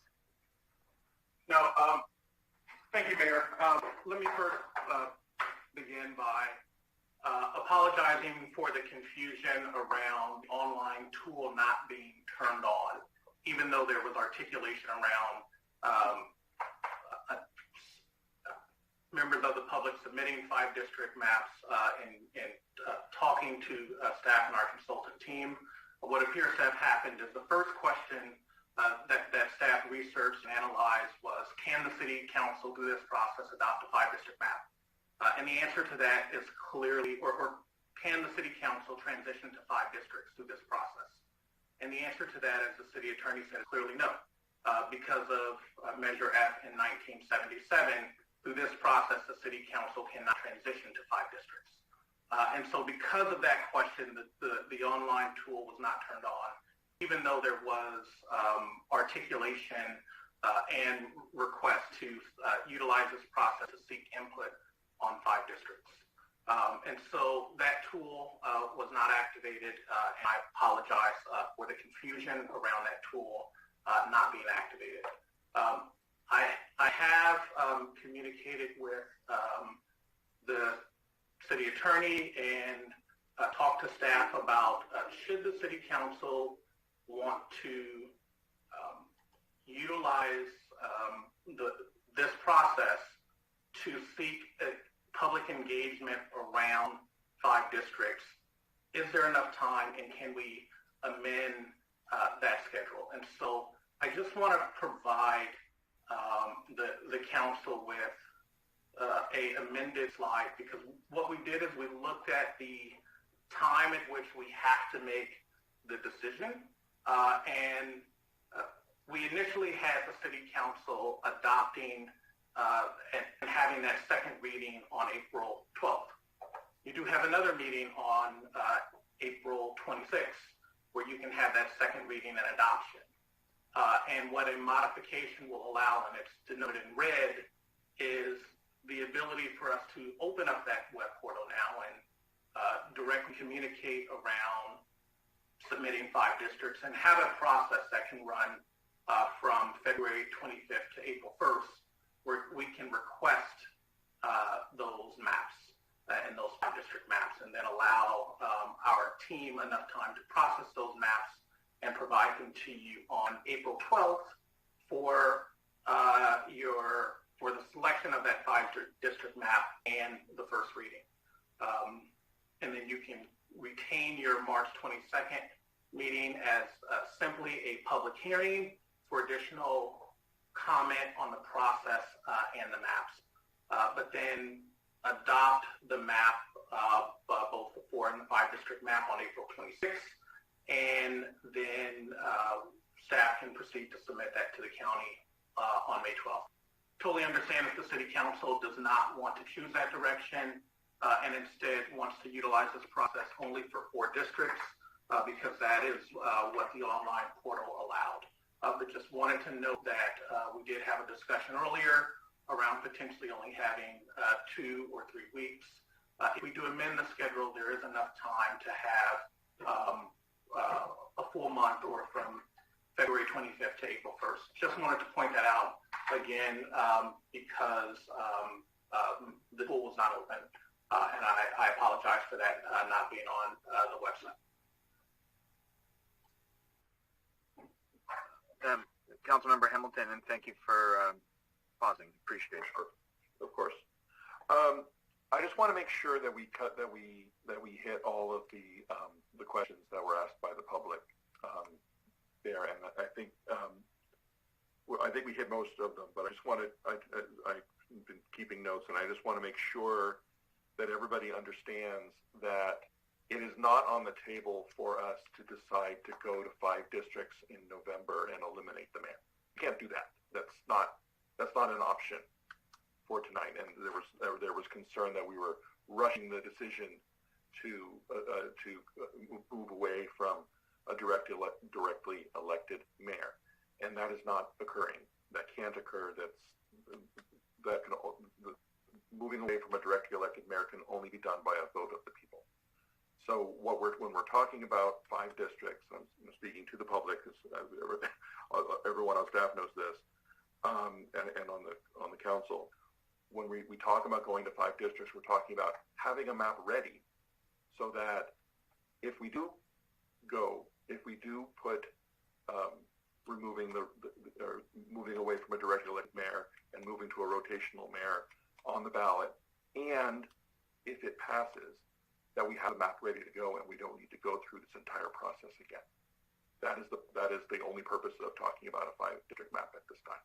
So I want to make sure that we're really, really clear on that. Then there was a concern about gerrymandering, and absolutely a concern of mine. I wouldn't participate in the process if it had any potential of that. And if you look at the maps, all of the maps, regardless of how they're set up, there's some that go east to west, there's some that go north to south. There's all kinds of different ones, but none of them look like a map in Texas or Ohio, where you've got these weird shaped districts that are going around and picking out specific neighborhoods in order to sway the result. So that is not a process that's happening here. So, and if it was, I wouldn't participate in it, to be frank. My concern about the 5 districts, and I do appreciate the amended schedule to give it more time, and that does make it a little bit better. I'm concerned that it wasn't just a miscommunication, because the one thing that's really telling to me, besides the fact that nobody submitted a 5-district map because there was no way to do so, is that we had consultant maps. But all of them are all 4 districts. So if 5 districts were really on the table all the way through here, why didn't we get a 5-district map? That would have kind of highlighted for us, wait a minute, you can't draw one, and maybe we would have caught this earlier. The other thing I want to mention, Councilmember Medina mentioned about the why of why we're doing this, and he's absolutely correct that if we didn't do it, we would be open to lawsuits under the California Voting Rights Act. To be honest, the monetary piece of it wasn't as much of a deterrent for me. I didn't participate in the vote. I wasn't on the council when this process was started. But the prospect of having to pay $30,000 or even $100,000 wasn't necessarily the impetus for saying, to me personally, that, oh boy, we need to go do this. For me, it was the fact that we would need to do this entire process in 90 days. And that was way more, that's way worse than spending $100 grand. I agree with many of the speakers who are saying, why are we doing this? There's so many other issues that San Bruno should be focusing on. And I agree. I frankly agree. I think that the issues that the California Voting Rights Act is meant to address are real issues in many communities across the state, not necessarily issues that are plaguing San Bruno at this time. And this is something that if we could have done on a different schedule and focus on other things right now, I'd be in favor of that. But that's not an option. That's why we're doing this now. So I kind of went all over the place there, and I apologize for that. But my biggest question has to do with why we didn't receive any 5-district consultant maps if the 5 districts were really on the table all this time. Hey, to the mayor. Manager. Sure. Let me begin that response, and then I'll turn it over to the city attorney. It's important to note the trajectory of the staff research, council questions that arrived us at this moment to answer your question. The first question, and there was a meeting on this process where the concept of utilizing this process to develop 5-district maps came up by council and was supported. Staff didn't just decide to do that. That was a majority of the city council asking that question. And so the first question that was looked into and analyzed was, can the city council utilize this process to 5 districts? The answer to that was unequivocally no. Because of Measure F, adopted in 1977, that direction can only be changed by the voters. It's the uniqueness of our directly elected mayoral process. And so at that point, that is the sort of point of pause, if you will, for sort of widely discussing and actually clicking the box on the NDC portal to allow the submission of 5 maps. Staff continued to analyze the broader question that council asked, which is around, can the city council adopt a 5-district map? And the city attorney contacted outside counsel. There were meetings after meeting on the process because of the uniqueness of how Measure F was adopted in state law. And the answer was, which is mentioned in the staff report, that the city council can, through this process, adopt both a 4-district map and a 5-district map. In the event that the question is put before voters and it is the directly electoral mayoral process is repealed. And so that is a conclusive answer of yes, that option of adopting a 4-district map and a 5-district map is a possibility. Now the other question, and so that is why, and that analysis is in your staff report, and that is why in the prior meeting, when the consultant developed reports, there was not a 5-district option developed, because it was only upon further analyzing that question that this option revealed itself, landed in what we presented in the staff report and talked about today. Now the other question is, because that portal was not open, is there sufficient time to articulate around and have public meetings around seeking engagement? I think that the answer to that is yes, if the council chooses to go in that direction, because we can open up a process for the month of March where 5-district maps are requested, and then there can be a meeting again on March 8th, March 22nd, April 12th, and April 26th. So 4 public meetings where that 5-map option can be talked about and you can receive feedback from. Again, I hope that clarifies it. And City Attorney Zaffarano, if I've missed anything about the research into the first question, and then further delving down into really doing sort of the completed staff work to see, is there a way where the City Council can, through this process, adopt a alternative 5-district map? City Attorney? Yes, thank you very much. I think you explained it very well. That's exactly what happened. And I think just to provide sort of the last bit of information about it, the option for the City Council to adopt both maps really arose from a hypothetical scenario that was only later considered and brought to staff's attention. And so, because what really the staff was asked to do is say, well, hypothetically, if the voters of the city do repeal the elected mayoral process, then is it possible for them now to draw a 5-district map that could be used in a future election? And to be honest, that's really not a standard outcome of this process. And so that's why it was only reviewed and analyzed at a later date.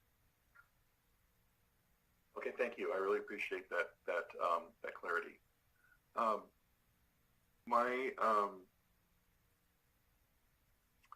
guess my thought on this is,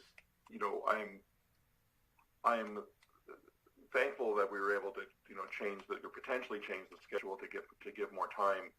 If we were to go to so basically what our options are proceed with getting feedback on 5 districts over the next month, throughout the month of March,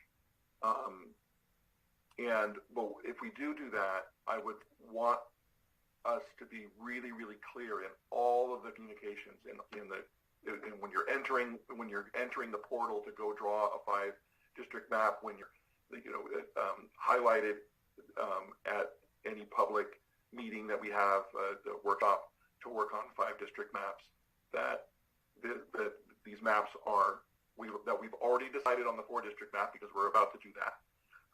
And that's when it's going to be used in 2022. And we're talking about something that is a hypothetical if we decide to put the repeal of the directly elected mayor onto the ballot, and it also passes. That would have to be just really crystal clear in all the communications as we're soliciting 5-district maps. That's it. Thank you. Other comments from colleagues on the process? Vice Mayor Mason.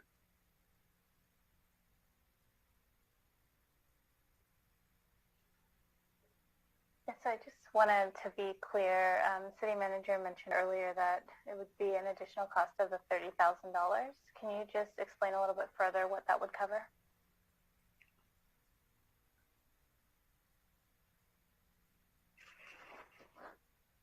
Sure. Thank you, Vice Mayor Mason. Yes, as noted in the staff report, the current effort that we're undertaking is budgeted at approximately $100,000. I think it's $101,000. And so as we discussed, the option of adopting a 4-district map and a 5-district map arose, we analyzed what that would take, and the additional cost of approximately $20,000 to $30,000 factored in additional mailings to be specific. So each citywide mailing is roughly $6,000, give or take, and so that's 12, as well as the cost to process the additional maps and potentially even to hold another in-person workshop. We wanted to have that possibility in the budget in that number as well, and so that does provide that ability. And so we did have those discussions, knowing that there may need to be additional community outreach.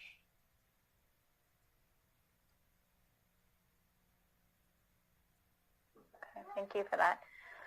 I think I would just say that I think it's important to note that we still haven't had the conversation around whether term limits and rotational mayor will be on the ballot, and I think there's maybe a little bit of confusion with some of the members of the public that spoke tonight. So I have had significant reservations, not as much around the process to get here, but more so around move to districting, as my previous votes reflect, dating back to 2020.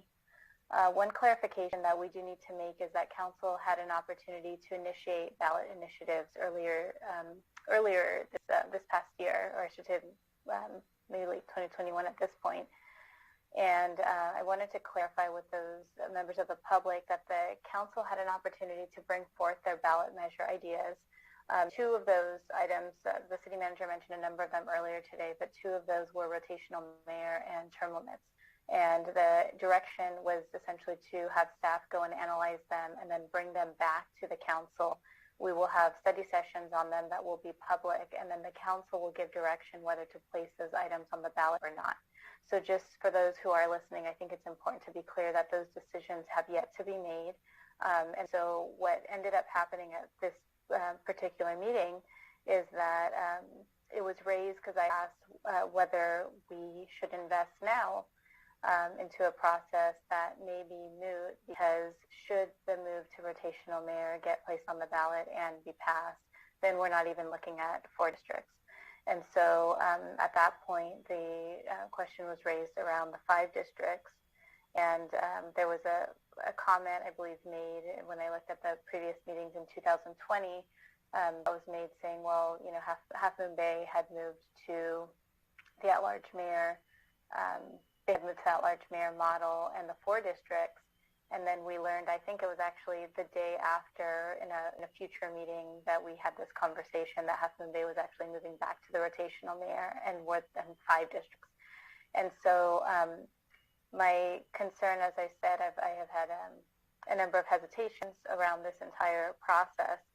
But what concerns me is that ideally, if the reason for moving this way is to save money or to save from the threat of litigation, then whether we submit to either a 4 or a 5 district map, it appears that we're going to be paying for this process again anyway. And so if it's $30,000 or would we end up paying the entire amount, we're really not saving any money. And ideally, if we're saving money, then we wouldn't be spending on consultants to go through the process not once, but now potentially twice with the 5 district option. And so I don't know. I've been concerned about this process. Like I said from the beginning, I voted no on it. I maintain those concerns. We still have yet to see alternatives, which I understand there are not alternatives that are widely being used in the same way districting is. But there are alternatives that the law has not tested yet that we have yet to hear about. I also just want to reiterate that I do, or actually echo my fellow council members who have, I think, all spoken except Mayor Medina, but and that because he just hasn't spoken yet. But I just want to say that those who have spoken, I do agree that 2 weeks is not enough for the 5 districts. I think that, this process has been months. I do think that the city has made an exceptional effort. I think staff has made an exceptional effort to communicate to the public what's been going on and try to ensure that the public knows what's going on. But like one of the public speakers said tonight, this is a confusing process, right? And so all the outreach in the world isn't going to get a perfect result. But with that said, I'm uncomfortable, and I support rotational mayor. Whether that's going to pass or not is left to be determined. But the reality is that I don't think 2 weeks is enough to make a determination on 5 districts. And so that I think goes back to my fellow council members around what are we willing to spend to keep this process going, to ensure that there is sufficient information available around 5 districts. And I just don't know what that cost would be. Thank you. Thank you, Vice Mayor. Councilmember Salazar. Thank you. So to follow up, one of the things, and I think I'm repeating what everyone else has already said.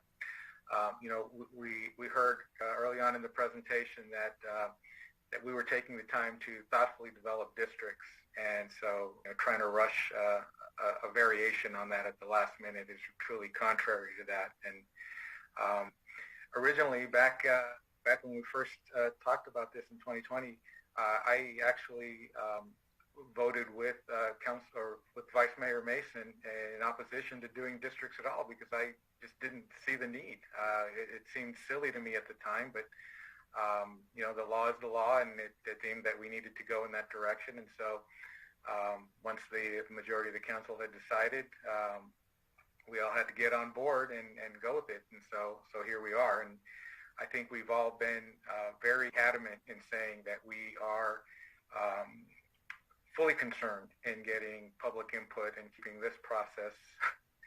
I'm looking at Tom's cat. Sorry.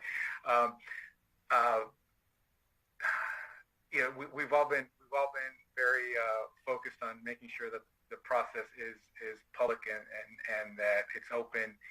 And at the last public hearing, we decided let's not exclude any maps at this point because we want to keep them all on the table. We want to make sure everybody feels included. And so I definitely feel that making this process as open, as consistent, as transparent as possible is key to this whole process. I know not everyone is going to participate, but those that have been engaged, I believe we owe it to them to sort of stay the course of where we've been. I appreciate staff's attempt to reconfigure the schedule on the fly here, but I really don't believe that's appropriate. We've had a published schedule that's existed since the very beginning. It's been on the website. It's what we committed to deliver on, and I feel very uneasy about making those changes at the last minute and saying, well, no, now we're extending it, now we're doing this. So I just, I don't feel comfortable with that. And also relating to the overall cost estimate, I understand there was a great deal of effort that went into developing the tool and providing the initial data from the census that feeds the tool and provides that back in. And there was a lot of initial cost in setting up the first workshops and everything. So I would question why it would cost us the same amount if we were to start this process again at a later time. We have the basics are all in place. A lot of the material has already been created if we needed to redo mailings. Like I said, the platform is in place. The website is already up. So I question why it would cost $100,000 again to restart this process at a later time when we have definitive direction to move to 5 districts.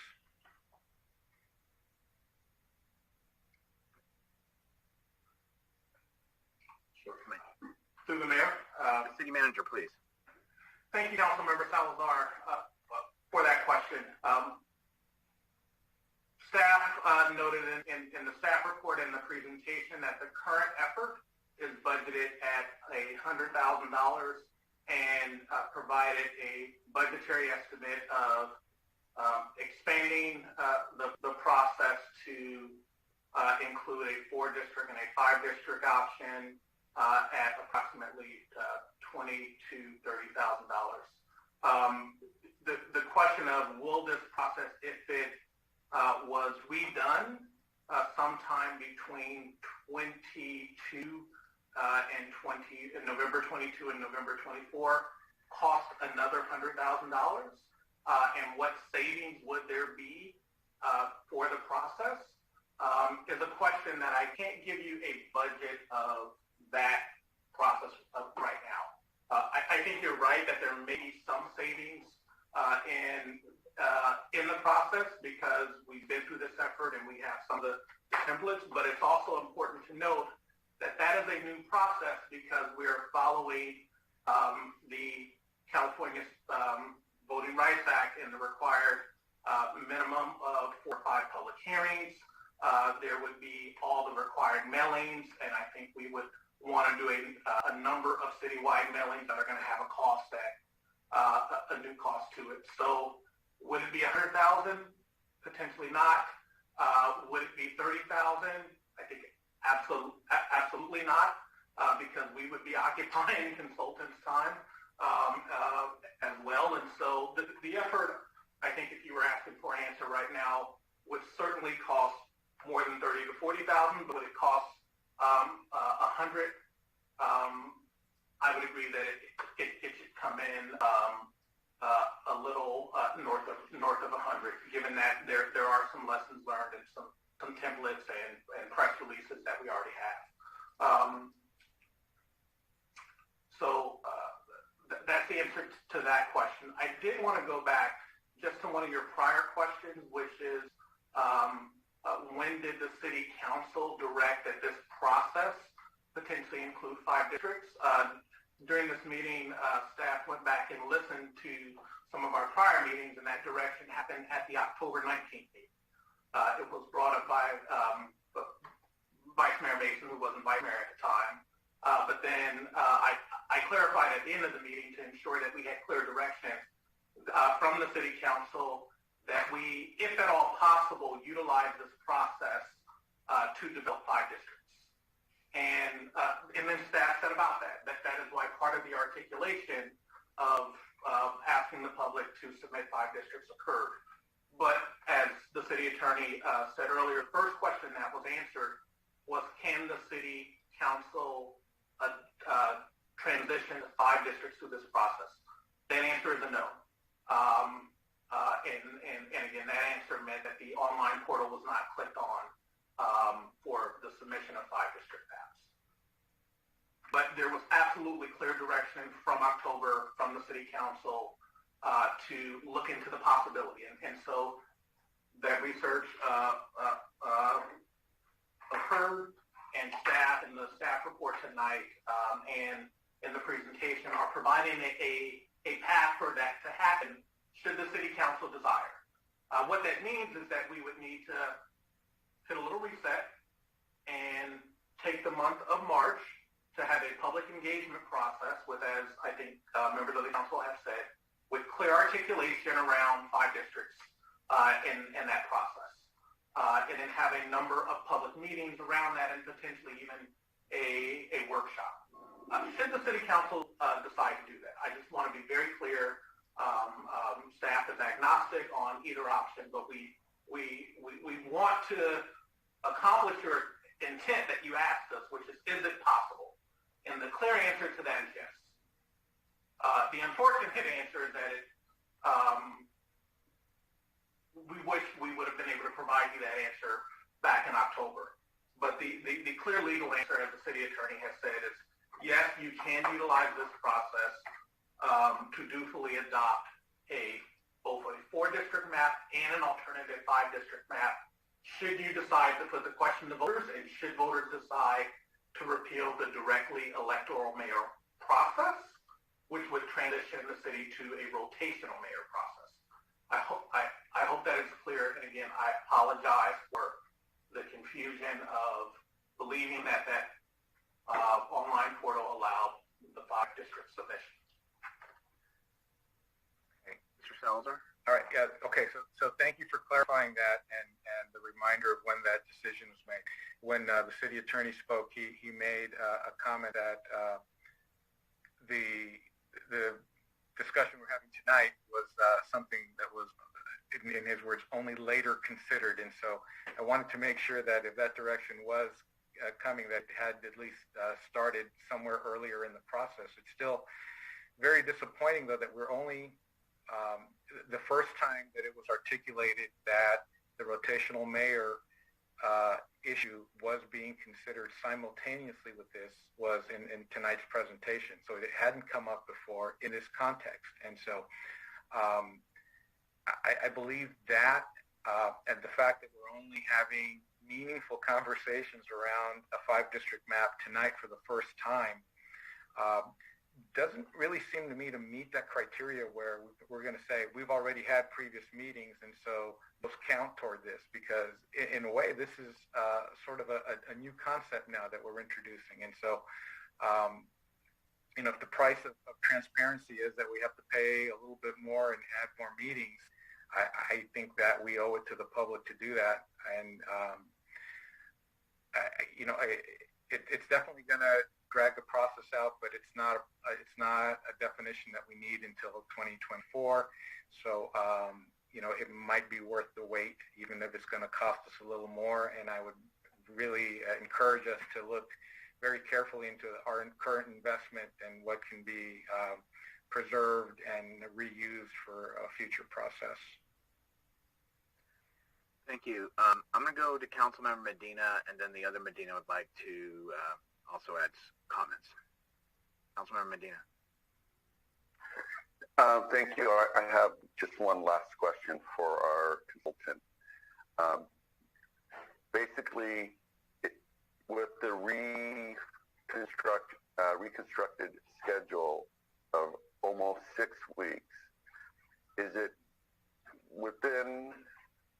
a normal amount of time to put together the input from a community of our size, based on your experience, to be able to accomplish that in 6 weeks?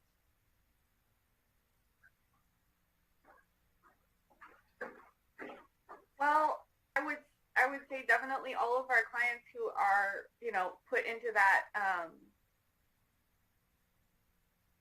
90-day window are not usually getting that full 90 days, right? Because there's a lot of planning and that has to occur very, very quickly.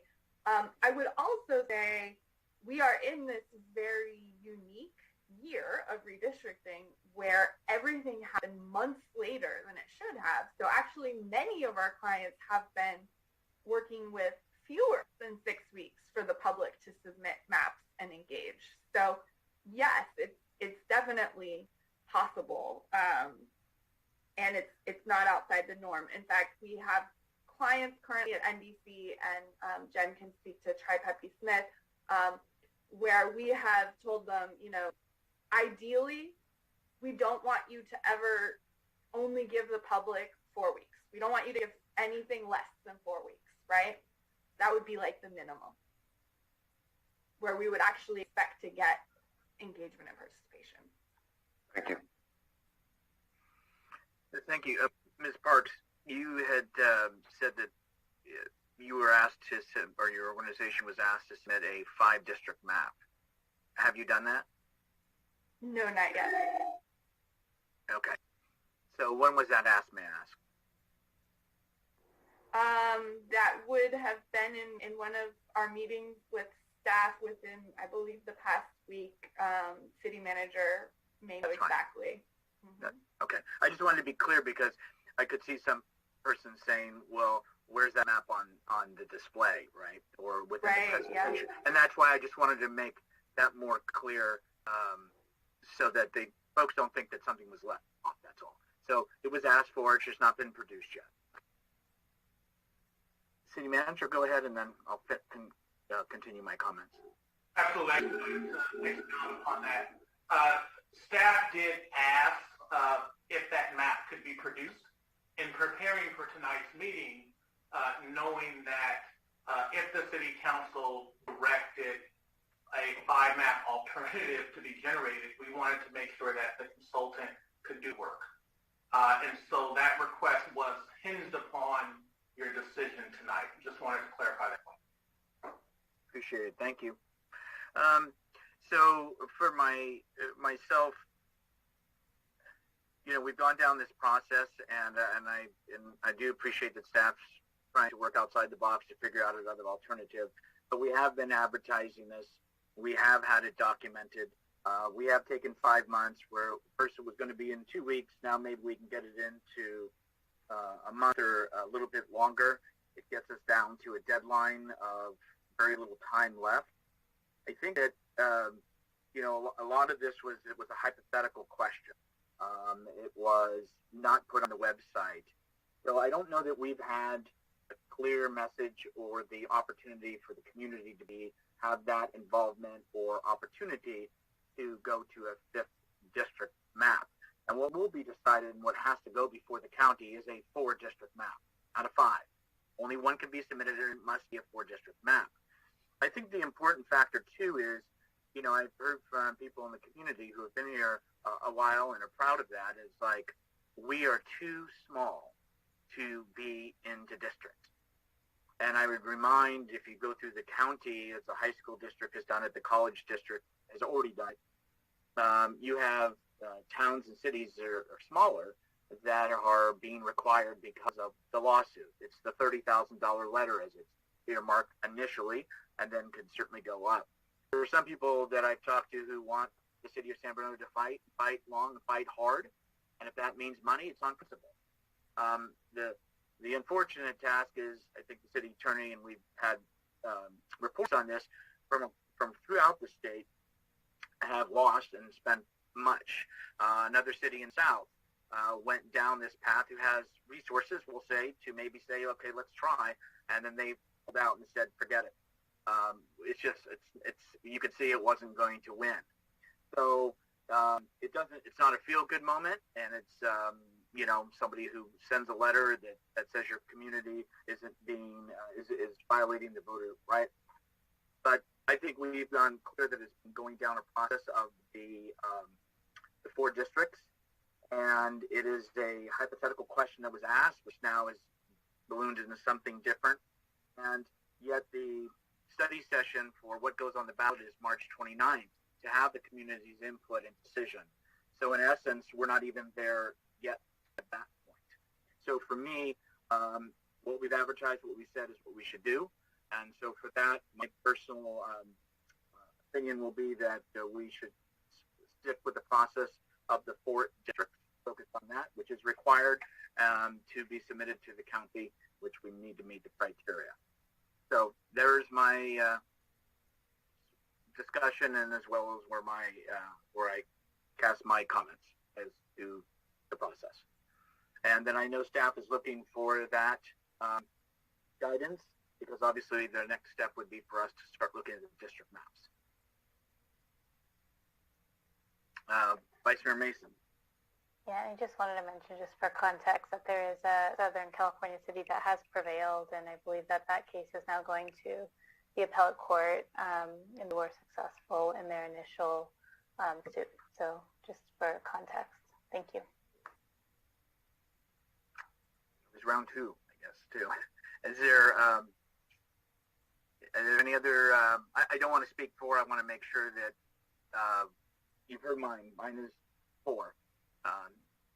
Option 1. So I'd like to get from around the colleagues which option, or process I should say, so that it's abundantly clear, and I'll articulate it back to make sure I have it. Colleagues? Process 1 or process 2? Councilmember Hamilton. I'm going to very reluctantly pick option 1. I think it's unfortunate that we couldn't take advantage of it, but if the timing of things had happened in a different way, it would have been great to have those 5 district maps in our pocket. I think it would be really confusing to the public. Was already, we've already heard that many are kind of confused by the process already. So there's also the possibility that we put directly a rotating mayor on the ballot, and it fails, and the voters decide that they like to directly elect the mayor, in which case it would all be moot. So given all that, I reluctantly choose option 1. Councilmember Salazar. I'll also go with option 1. Councilmember Medina. I'll go with option 1. It just wasn't clean enough, and clearly there's just it's a confusing topic. So I'm fine with 1. Thank you. Thank you. Any other council member want to chime in at this time? If not, okay. So staff, you have clear direction of a consensus, or you heard from 4 of the 5 that we are to go with process 1 at this time. Is that good? And then we can move on to the maps. Mayor, I think that's very clear. Thank you for the discussion and the clear direction. We will continue processing through supporting the city to select a preferred 4-district map option, and I will turn the presentation over, Mayor, with your concurrence, to Kristen Parks, who will begin that process. And then to the colleagues, and yes, thank you, City Manager, and to the colleagues, we'll certainly see what time we end on this, whether we take a break before we enter into the second public hearing. But let's just go down, and we'll see how we do. And we will be opening that back up to the public so that they can have their final comments. And then at that time, I'll ask for a motion to close the public. Please, Ms. Parks. Thank you. So I will be presenting to you broad strokes overview of all of the maps that have been submitted, and I want to note that all of the maps submitted as of the deadline for this meeting are posted on the website. So quick review, I know that council members have seen this a number of times, but I think it's always useful to review our legal requirements before we look at the maps, because one of the things that's very important for the council to do is engage with the Fair Maps Act and consider the criteria required there, but also understand that we're working with federal law, so federal and state law, and federal law does require that each district be relatively equal in population size, not down to the very last person. You don't have to have exactly equal districts. We do need to make sure that the total deviation across all 4 districts is less than 10%. So whatever district ends up being the most populated, the difference between the most populated and least populated districts should be under 10%. We also need to make sure we're complying with the Federal Voting Rights Act, and again, remembering that that's different than a California Voting Rights Act, which encourages by-district elections. The Federal Voting Rights Act is designed to ensure voting protections for the classes of voters, the protected classes of voters, so African American voters, Asian American voters, Latino voters, and Native American voters, if they are in a majority in a geographic area. So while we are taking care to comply with Federal Voting Rights Act, we also cannot draw districts based solely or predominantly on race, because that would violate a federal ban on racial gerrymandering. So that's the federal law we need to keep in mind. The state law is the California Fair Maps Act. It gives us 4 criteria that we are required to consider in order of importance. So the most important criteria, number 1 for the state, is that each district is geographically contiguous. What that means is each district is one complete part with no disconnected pieces. The second in importance here is to try to minimize the division of neighborhoods and communities of interest within the city. To the extent possible, keeping neighborhoods and communities of interest within one council district. So when we're talking about districts, we're talking about each district is a collection of neighborhoods and communities. So which neighborhoods and communities should be grouped together in the same district?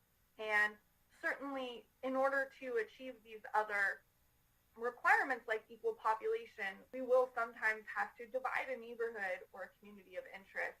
And what we want to take care to do is to try to minimize those divisions to comply with the law.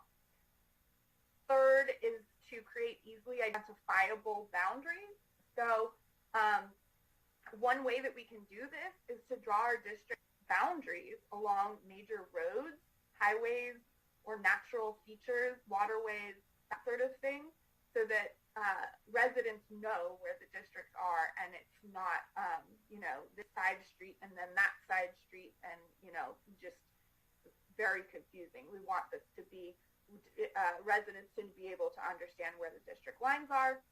And finally, less than importance is compactness. Districts should be relatively compact, and that's defined in state law as a district is compact if it doesn't snake around and take in a faraway population and avoid including something nearby. Right? So if a district is compact, it's usually not going to have a very strange shape to it.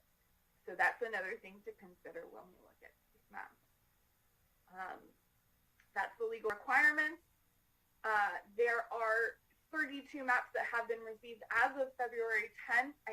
We may have received one more since then, but it wasn't in time to present to you and process for this evening's meeting. But a tremendous number of public maps, about half of those public maps meet the sort of most basic criteria for being contiguous and having the equal population, so under the 10% maximum population deviation. And then National Demographics produced 3 maps just to sort of round out the options, and we are not going to advocate and say that the consultant maps are better than the public maps. In fact, often public maps reflect a much more nuanced understanding of the neighborhoods and communities. So we're just trying to make sure that there's a variety of options on the table. And as we've already heard from a council member this evening, there are who is commenting that these maps are very different from each other.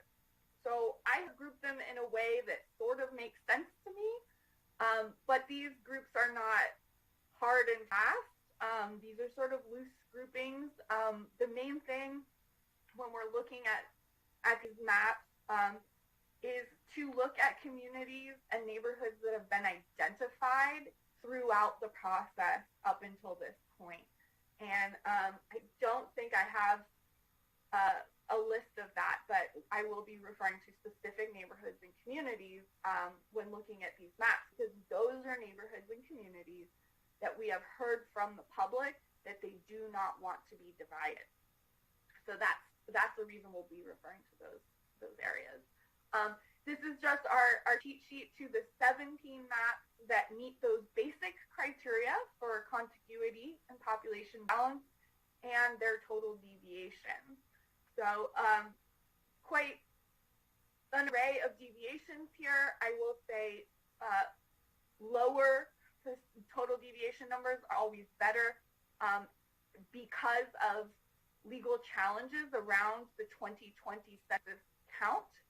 NDC is recommending that our clients try to adopt maps that are not just under 10%, but are under 9%, just so there's some wiggle room in case things change with the legality of the count. So that's why I highlighted the two maps here that have over 9%. So as we go through these maps, I am going to move very quickly. However, at the end, I will pull up the interactive map. And so if there are any questions about specific maps, I can bring those up on the screen and we can zoom in if necessary. So we discussed at the previous public hearing the layer cake model of map. And this, you see these sorts of maps in many cities, and it's often trying to just cut the city in slices or layers, and is not necessarily paying attention to neighborhoods and maybe not paying attention to that on purpose, right? So it's almost like sometimes these are maps where they want each district to have a piece of something, right? Each district have a piece of the El Camino rail corridor or something like that. And the consensus that we heard from council at the previous meeting was that these sort of maps were not reflective of the legal requirements in this process or the neighborhoods and communities of the city. And NDC would concur that these maps do appear to violate the state, right, requirement that we try to minimize the division of neighborhoods and communities of interest. So 112 and 118 you saw previously, and 122 was submitted since the previous hearing. So these are our three sort of obvious layer cake maps. The second group here, I focused a little bit in on Rollingwood. And for anyone who's actually sat down and tried to draw a map, if you look at the sort of skyline area of the city, it's really difficult to draw the boundaries around whatever that district would be because there's a lot of population there. So the challenge is actually not getting too much population, right? So that's why a lot of these maps, including two of the maps that NDC produced, are cutting off parts of Rollingwood and separating it from that northern area around the college, around Skyline Boulevard. So that's part of why these maps appear, is because of population balance. But I just wanted to point it out because there are a lot of maps that don't divide Rollingwood quite so much or at all, and may have a higher total population deviation, but that's okay, and that's one thing just to keep in mind here. We looked at maps that made certain divisions to the area east of El Camino Real, and this was talked about east side or a community of interest in the area on the other side of El Camino Real. And the bottom two maps here, I think, maybe more significantly divide that community. You do get into some of the same challenges that you get into with that Skyline Boulevard northern area, that northwestern area. which is there's a lot of population here. So again, we have to cut off some of that population in order to have a balanced map. And so all of these decisions are going to be, well, where makes sense to do that? And these are maps that make more significant divisions to that area from my perspective than others. But again, these groups are, sort of, they're loosely grouped, but I think the important thing I want to point out to you are these themes and what I am seeing, and hopefully you will add to this conversation with what you have seen from the maps. And I'm sure we'll hear from the public as well. There were two maps, and I don't think they were submitted by the same person, but I just kind of wanted to point them out because what's sort of apparent, and I guess the public 124 doesn't actually get the heart itself, but it gets sort of the area just to the west of the heart, and then 111 gets the heart. But I think it raises this question that if there's a heart district,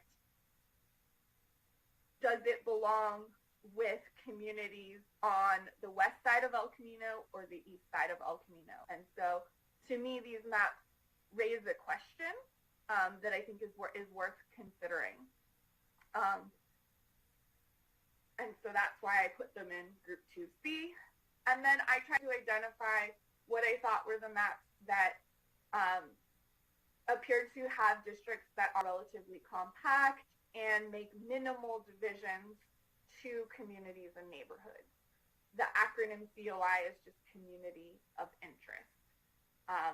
And even within this group, you'll see that there's very significant differences in where the boundary lines are, but you start to see some themes emerging, and I think the conversation last time focused a lot on this east of El Camino Real, and I think that's a natural place to focus because you see different proposals here for, well, do we include,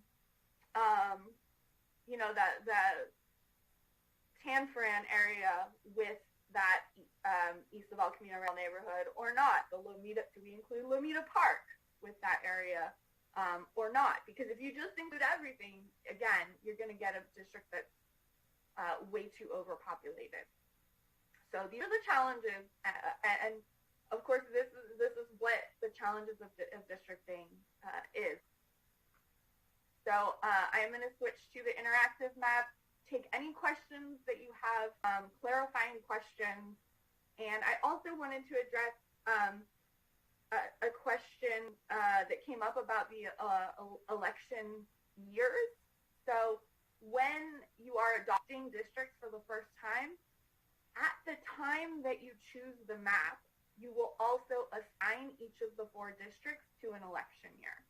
And the way that works is council actually gets to choose. So some of these maps, NDC put a recommendation, but really it's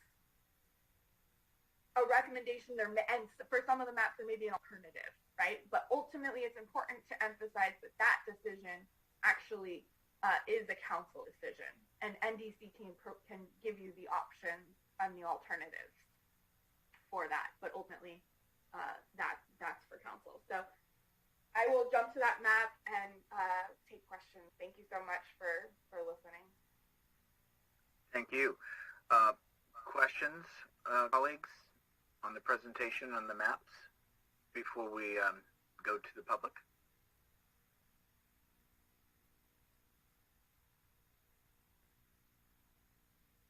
Seeing none, I will go ahead and we will ask the public at this time. This would be your opportunity to please raise your virtual hand and please offer your comments or questions on the district maps that you've just heard or seen.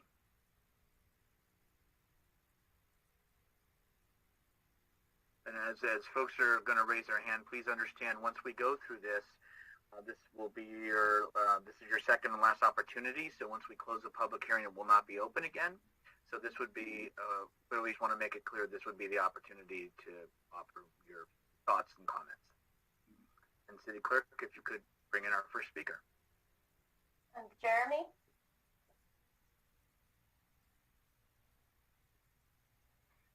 Hey guys. So really had to stay quite a while. It's kind of late now. I didn't think you would spend so much time discussing the hypothetical 5 district maps. Really keen on learning what communities of interest you feel need to be represented by districts. I think it's an interesting conversation to have, whether or not you want to split a district along El Camino, along Sneath Lane, along 280. I think it's a really constructive conversation to have. But I'm here at this time to say that I feel very strongly that Rollingwood should not be separated in any way, shape, or form. It is a community of interest with clearly recognizable boundaries. Its own elementary school. I don't know what criteria is lacking in making it as apparent as possible to all of you that it's a community of interest that should not be separated. That is why I'm advocating for map 108. It's my map. I tried to follow the school district boundaries as much as possible. I think we have a very interestingly shaped city, and it was quite a challenge to fit in all of the communities of interest that I feel need to be represented, that deserve to have a voice. Again, like I said earlier, I think the city would be better represented by 5 districts rather than 4. I do agree with the representative, with the consulting firm that, certain districts have a larger population than would be otherwise required. Again, I would like Rollingwood to not be separated in any way, shape, or form. Thank you so much. Goodbye. Thank you for your comments. Next speaker, please. I see no other hands raised. We have one more speaker. And we're going to call on that next speaker, and I just want to remind the folks that this will be the last opportunity for this evening to speak on this under the public hearing. Thank you. Please go ahead, City Clerk. Jennifer Blanco.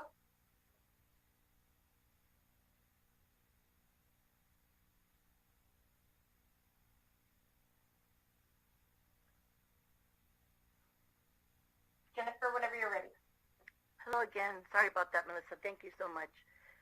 So I've been following very closely also the progress with the San Mateo Union High School District. Actually, my colleague, Terry Chavez, and I have been following that process very closely. And last week, they've boiled it down to, they went from 3 to 1.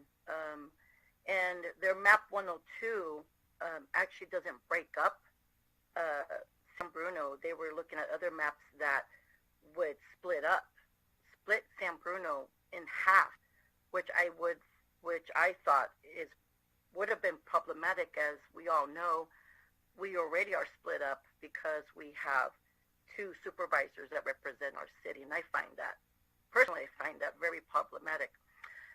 However, with our map here in San Bruno, my favorite one that keeps popping up and looking at the ones from NDC is the green map. And the green map, because it does keep intact Rollingwood and Pacific Heights, Portola Heights up here. It keeps us as one cohesive group.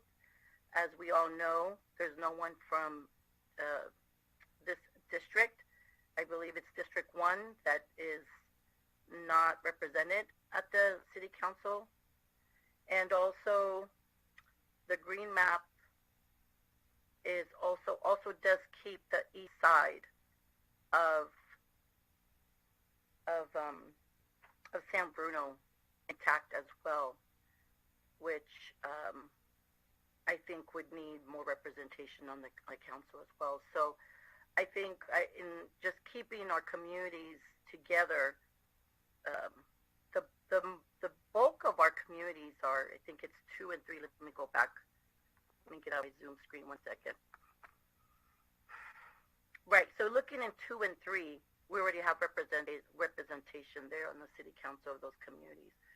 However, District 1, we do not. And so the Sneath Lane and then Crestwood Drive, that's Rollingwood, and it also does keep Rollingwood intact as well. I don't know about the other maps. I didn't really look at those too closely as the ones from NDC. But I know that the school district boundary lines are way different from the city boundary lines. So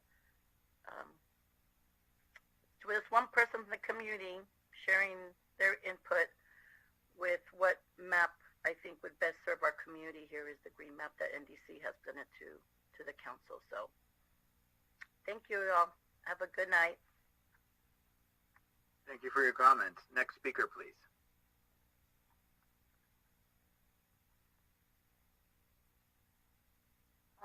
I see no other hands raised. Okay, let's bring it back to the City Council. And at this time, I'd like to have action to close the public hearing, please. Motion to close the public hearing. Thank you, Vice Mayor Bruno. Okay. Councilmember Hamilton, roll call, please. Councilmember Hamilton? Aye. Councilmember Medina? Aye. Councilmember Salazar? Aye. Vice Mayor Mason? Aye. Mayor Medina? Aye. Motion. Now, thank you very much. Now we'll bring it back to the council, and obviously what they are is to provide directions for an introduction of an ordinance adopting one or more of the council district maps. So I'll bring it back to my colleagues.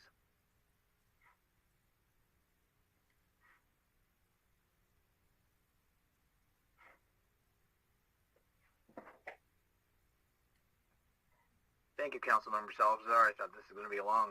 Yeah. Go ahead, sir. So, just a question then. So is the intent tonight to narrow it down or to get to a single map that's going to come back to us at the next meeting for introduction? How far in the process do we need to get tonight? Ms. Parks, and I know we obviously want to limit it, right? We want to get down so that there's clearer direction because we have to start having it come back for a reading of the ordinance and stuff. But please, if you can expound. Yeah, I think narrowing it down is a good goal. What many councils do is they go around and have each member state their top 1 or 2 maps and perhaps any salient requests for revisions or notable features of those maps. And that's a quick way to, it's almost like a straw poll of which maps you want to bring back for further consideration, and potentially, if there's consensus around a couple maps that are tweaks that need to be made, then you can also give direction to NDC to come back with any of those revisions. Okay. Thank you. So since I have the floor, I guess I can recommend a couple that I thought were compelling, and then we can go around the horn. From the consultant developed ones, I liked NDC Green. I think that one had a pretty good balance. Number 108 and 104 I thought were also pretty good. Although I think both of those were probably the most balanced. I also looked at 124, but I think that one had a couple of streets that were kind of poking out into other districts, and I think that makes them kind of confusing. If you happen to live on one of those streets, it might be kind of confusing to know that, you know, your neighbor's one block over in a different district and there's no clear delineation. So I think those make those less compelling. So I'll say if I had to pick my top three, it would be Green, 108, and 104. Thank you, Councilmember, for getting us started. Colleagues? And again, it's okay to follow up with a question in regards to drawing, right? Because you may say, I like this map, but however, it may need to be modified here or there. Councilmember Medina. I kind of gravitated toward the Group 3 maps. That was slide 37. The only problem I had with 108 is it does divide a community on the east side, making two areas there. So I'm not in favor of that, but I looked at 102, 104, 129. The problem that I have with the green is knowing the community. It's on one side of El Camino, and it splits them up there, and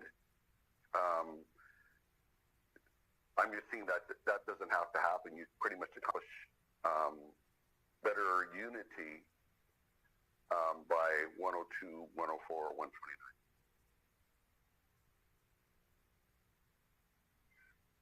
And I don't know what Ms. Parks, except we're going to hear from Mr. Hamilton, is, you know, some of these are going to be, some of these are already in there. So my thought is it might be helpful for the public to start to go through these. But first of all, Mr. Hamilton, Councilmember Hamilton, sorry.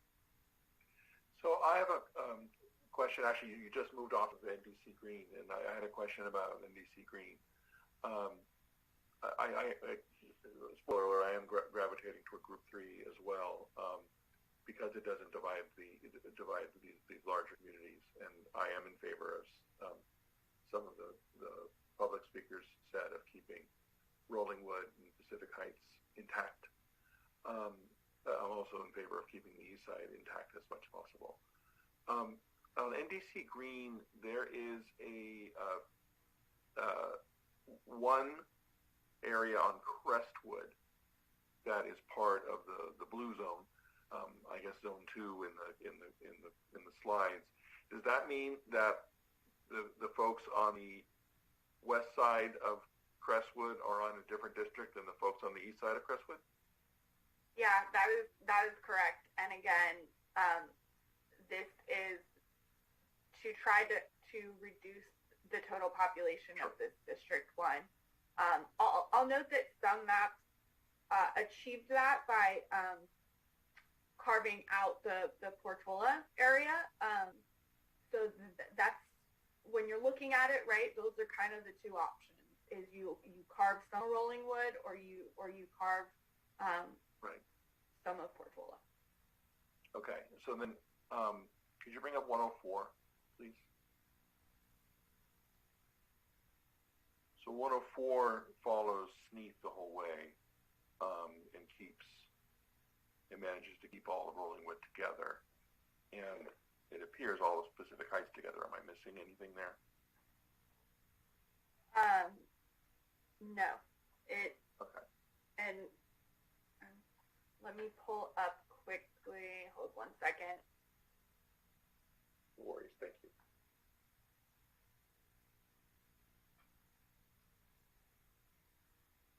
Okay, yeah, that's a total deviation of 8.88%. So that is an acceptable deviation. Right. And this map does accomplish that. Right. I'll zoom out so we can see the rest of it. Great, thank you. So thank you for answering those questions. I'm partial to 104. I could be talked into other maps within Group 3. They're all, fairly similar. It's as was said, it's how you achieve those balances. They have the same philosophy, but achieve those balances in slightly different ways. But I really lean toward 104.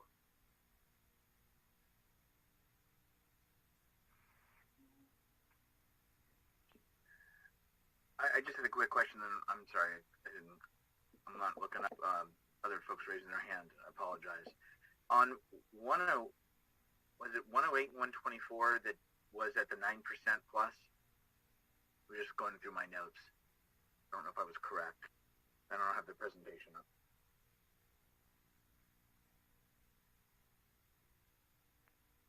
Yes, you're correct. You're correct, Mayor. Thank you. So meaning that we're at 9% plus as far as deviation, which is also maybe a concern for trying to meet the census requirement because that could be modified. Is that correct, Sparks? Yes. I would say that those maps over 9% are probably fine. It's just a red flag that we're raising for our clients that, if possible, try to bring the deviation below 9%, but that does not make it, automatically illegal or anything like that. Thank you. Thank you for the clarification. Other comments or questions on maps from colleagues?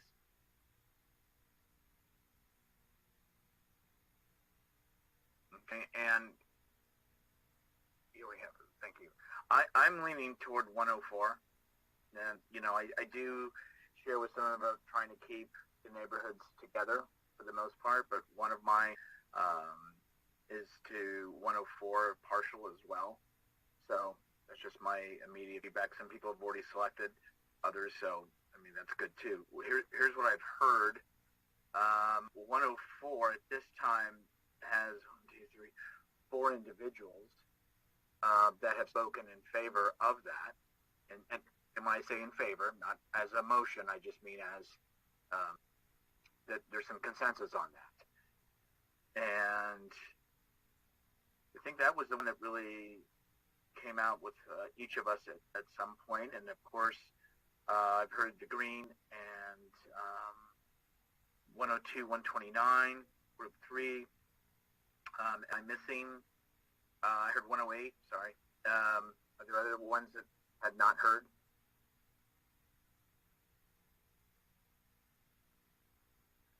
Ms. Parks, how does that help you at all, or would you like to even get it down further, or thoughts? Well, what I would like to hear is if, it's very helpful to hear the specific concerns that folks have, but this is very helpful.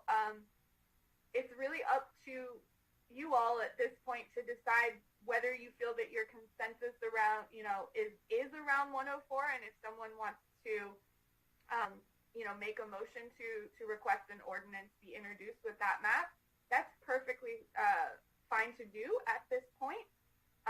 Or you can basically narrow the field to the ones that you just mentioned, or even fewer, and we can identify those on the website, flag them, and target our requests for public comment and feedback to asking members of the public to provide feedback on that subset of maps. Thoughts, colleagues? Vice Mayor Mason, please. I have a question, just overall. One of the callers earlier made a comment about the number of individuals who vote in the different districts. And then obviously someone else made I think a telling comment, or made a telling comment about the fear of gerrymandering, and which I think is understandable, and I have not participated in any of these maps. But I do want to ask, looking at Tan Fran and all of the maps, let's just say that there are a number of houses built, which is part of this reimagining effort in Tan Fran. At what point do you actually look at the maps again and say they need to be changed? Is it only with the census, or are there other triggers as well that come back to the council for a review? That's an excellent question. So legally, you are only required to revisit the maps after the decennial census. They're not until after the 2030 census. Obviously, if a change is made from 4 districts to 5 districts, you can revisit it, though if that happens as soon as the next year, there may be new demographic data, but the total population numbers are generally going to be the same as they were for the 2020 census. So while you may be revisiting the boundaries, you're not going to necessarily have a significantly different data set. Some cities that are anticipating growth in a very concentrated, lots of growth in just one area, may just keep that sort of in the back of their mind after all of the other criteria have been considered, and say, okay, if this district is expected to experience a lot of growth in the next decade, we might want to make sure we're not overpopulating that district now, because then it could be more out of balance 10 years from now. We might want to keep it on the negative side in this round. I don't know if that makes sense, and it's not a significant consideration, but yeah, 10 years.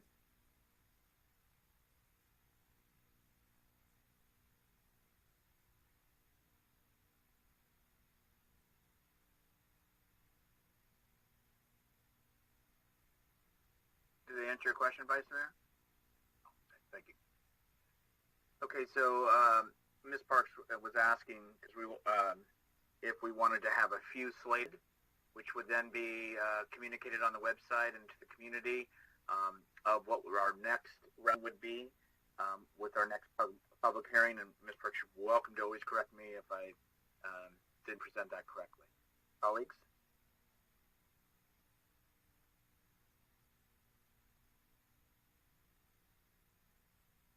So I guess what we're looking for is, do we want one map? Do we want more than one map to move forward to direction to staff?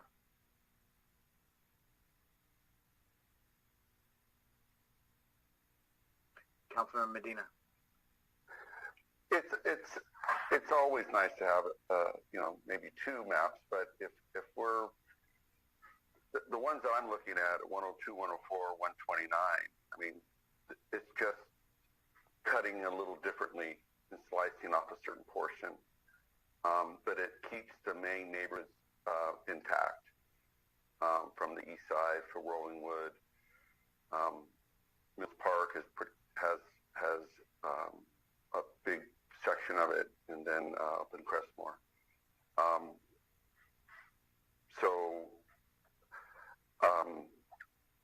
I think 104 and 129, mainly 129, just because it has the lower, it has the differentials lower, and I think it still kind of accomplishes the same thing.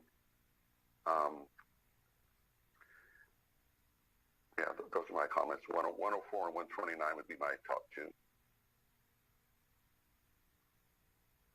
Any other thoughts, colleagues, narrowing it down, or wanting to go with just one?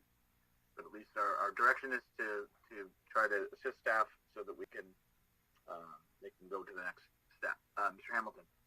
Yeah, could I'm paging through the presentation. What was the deviation on 129? As I say that, I get to it. So it's at 7.79%. So it's a little bit lower than 104. I would be fine with either just, since we had four council members expressing a preference for 104, I would be fine with going with just that. I would also be fine with going with 104 and 129 as options to throw out there for the public to comment on. Anybody else want to prefer? I mean, Mr. Salazar already said 104, but then there was 108 and the green. Anything else, sir? No, looking more closely at the green, I'm not preferring the green only because of what I mentioned earlier about Crestwood, and now when I look even closer on it, the boundary isn't Sneath; it's actually in the neighborhood. So there's a couple of spots where across the street neighbors are in different districts, and it's I did like the idea of keeping Rollingwood and Pacific Heights as solid and not divided in any way, because they currently don't have any representation on the council, and historically I don't believe have had any in a while, so if ever. So I think that's important. So I'm not in favor of green. It's not the worst map in the world, but I think we have better choices than green. Mr. Salazar, any other thoughts? Yeah, and I think that's a great point. And when you look at these without zooming in, you lose some of those details. But I do agree that keeping those natural barriers, right? If we can keep Sneath Lane and keep 280 as those borders, it definitely makes for a cleaner map. And so, yeah, I definitely agree with that. One observation, as I was listening to the members of the public speak in terms of keeping things together, but also preferring a 5-district map. When we go to 5, if and when we go to 5, we're not going to be able to do that. All of these are going to have to give up about 2,000 people, so it's going to look a lot weirder.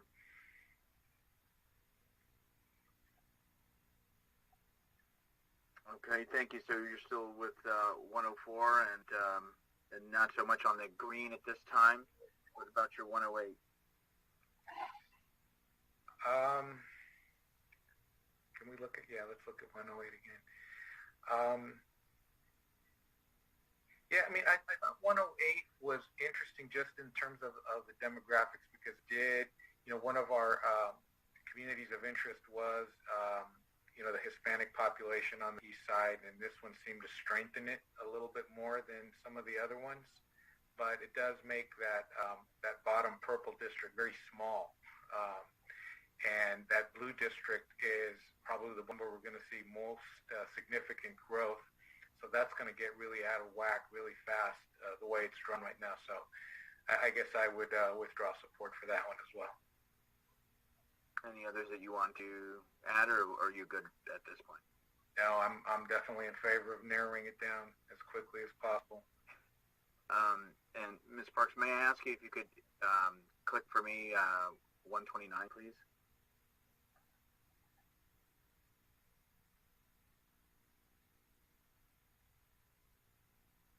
Okay, thank you.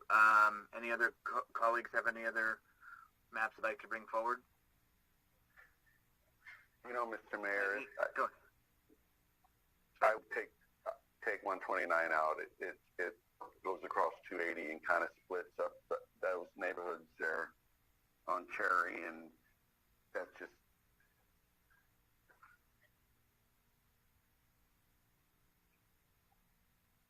$104 or 102, I guess. It's just a little variation on where they split up. Could you bring up 102 just real quick? Thank you. But that's not as clean either. I'm sorry. I just looked at it. So 104 is probably the cleanest one in my view. Okay, and I'm going to do 104. If nobody else has any comments they want to make or suggestions or directions to staff, then I'm kind of hearing a 104 seems to be the consensus. Am I incorrect, colleagues? Speak now. And Ms. Parks, is that kind of, because it went to Councilmember Medina's, about just having one? Is that typical, or are we, and we don't have 3, 4, 5? I know other cities have had more, and then it narrowed it down. What can you tell us?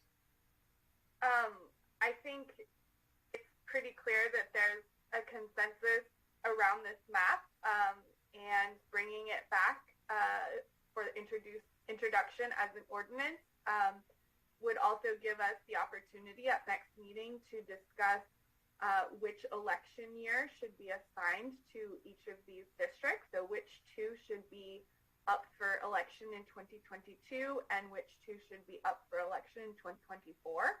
And so I think that, giving the public an opportunity to weigh in, you could come to the next meeting with an ordinance with this map. And then if there were any minor changes you wanted to make to it, there would still you could still allow for that as well. And of course, the city attorney can correct me if I'm wrong on that process. But I don't see any problem with moving forward with the introduction of Public Map 104. I think it's very reflective of all of the engagement that we got, so many maps from the public, and I think that is something that has really set San Bruno apart in this process, certainly from among the dozens of other clients I've been working with in the state. Thank you, Ms. Parks. Vice Mayor Mason. Yeah, I think this is for all the maps, but just from your experience, Ms. Parks, is there concern, I should say, with using freeways to divide neighborhoods and communities? It depends if the neighborhood itself crosses the freeway. So using the freeway helps us comply with the requirement of an easily identifiable boundary, right? But what's more important is keeping a community together. So if there's a neighborhood that's on both sides of the freeway that wants to be kept together in one district, then that's more important than using the freeway as a boundary line.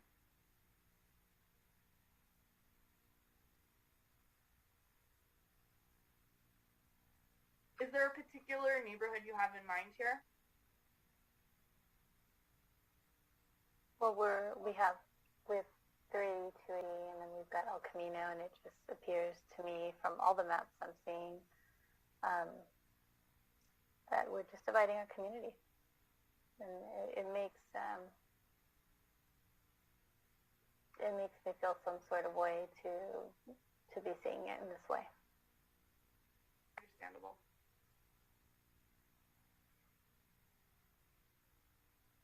Okay, with that, there's four of us, and again, I'm just going to reiterate so staff can hear that Mr. Salazar, Mr. Medina, Mr. Hamilton, the other Mr. Medina, that at this time it is map 104 with the understanding that when the map comes back, little lines can be modified and that can be done.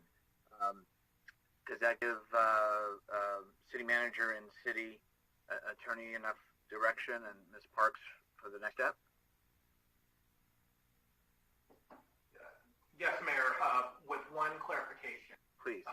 You mentioned that when the map comes back, the lines can potentially be modified, which is true. Is there any guidance that the council would wish to give staff or the consultant team on where to look and potentially adjusting the lines slightly around the general theme of 104? I just want to make sure that if there is analytical product that would support the city council at the next public hearing, that we know that and conduct that work.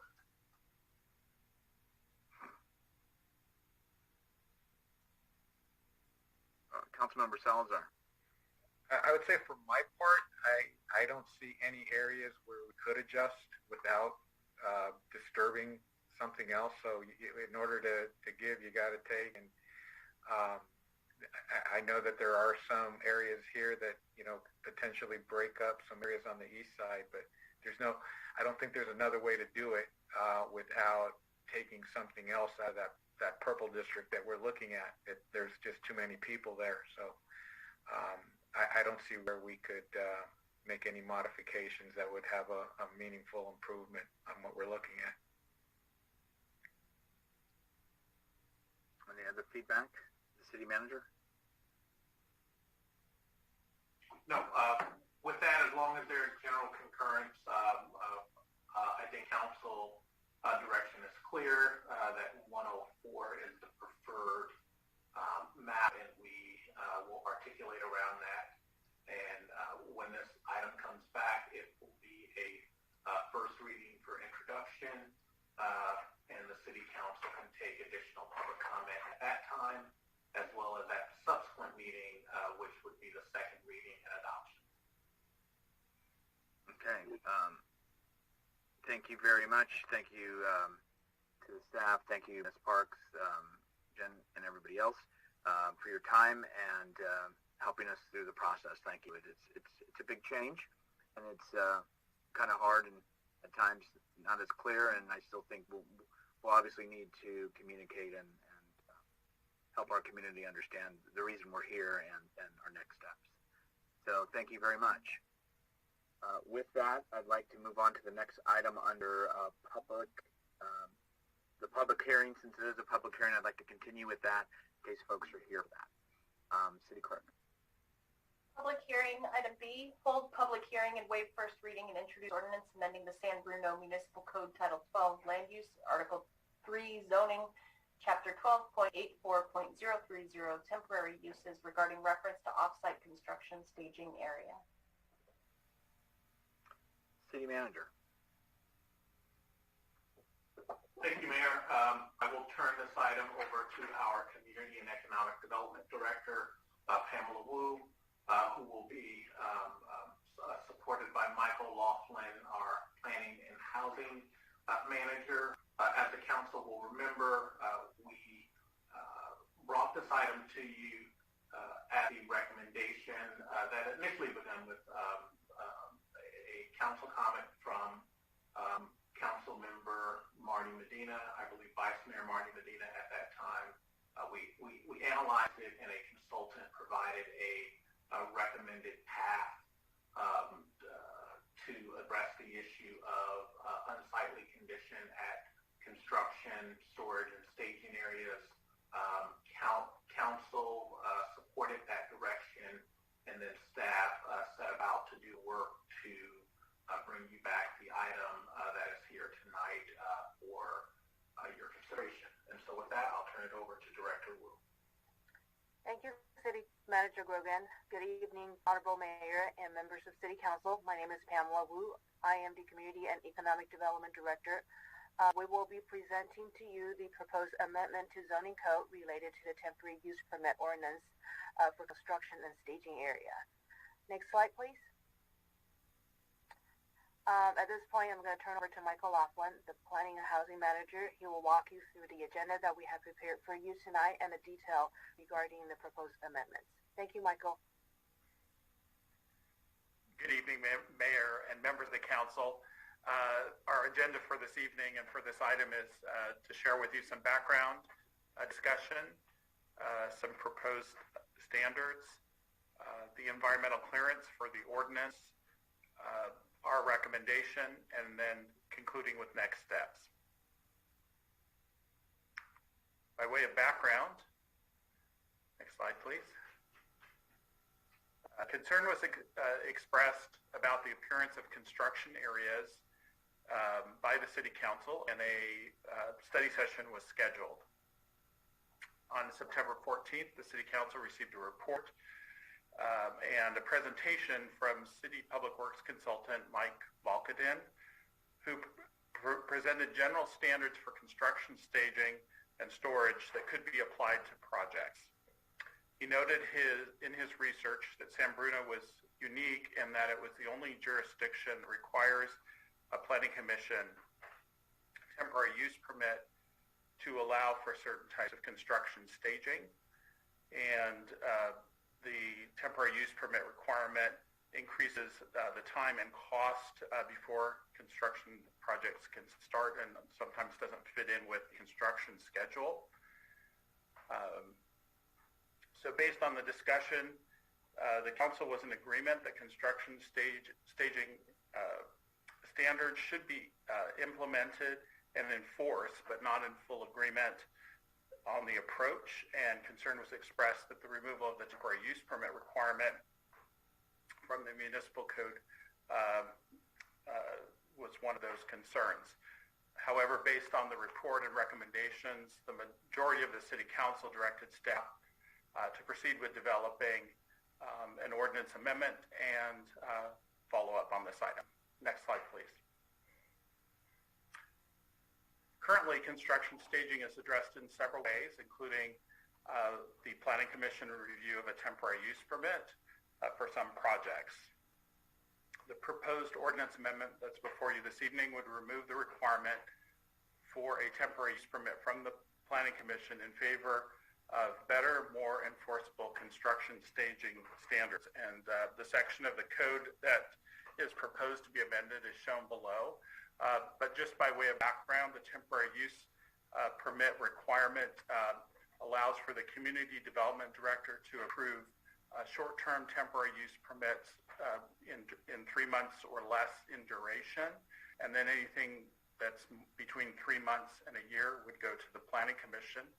However, the current language requires that the Planning Commission take all actions on temporary use permits for construction staging.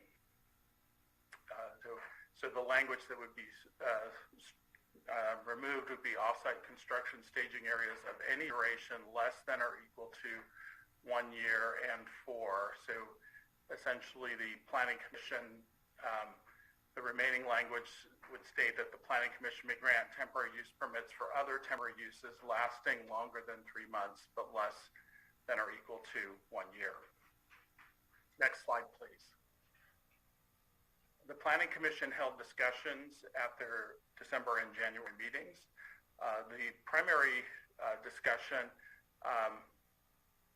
centered around concerns that the standards should not cause financial burdens to single-family homeowners, in that certain standards should not apply to single-family homes, such as the requirement for a construction fence or signage on the fence of the contractor. So anything that normally would not apply to a single-family residence or a small multifamily project should not apply to those types of projects. And so in conclusion, the Planning Commission recommended the ordinance amendment.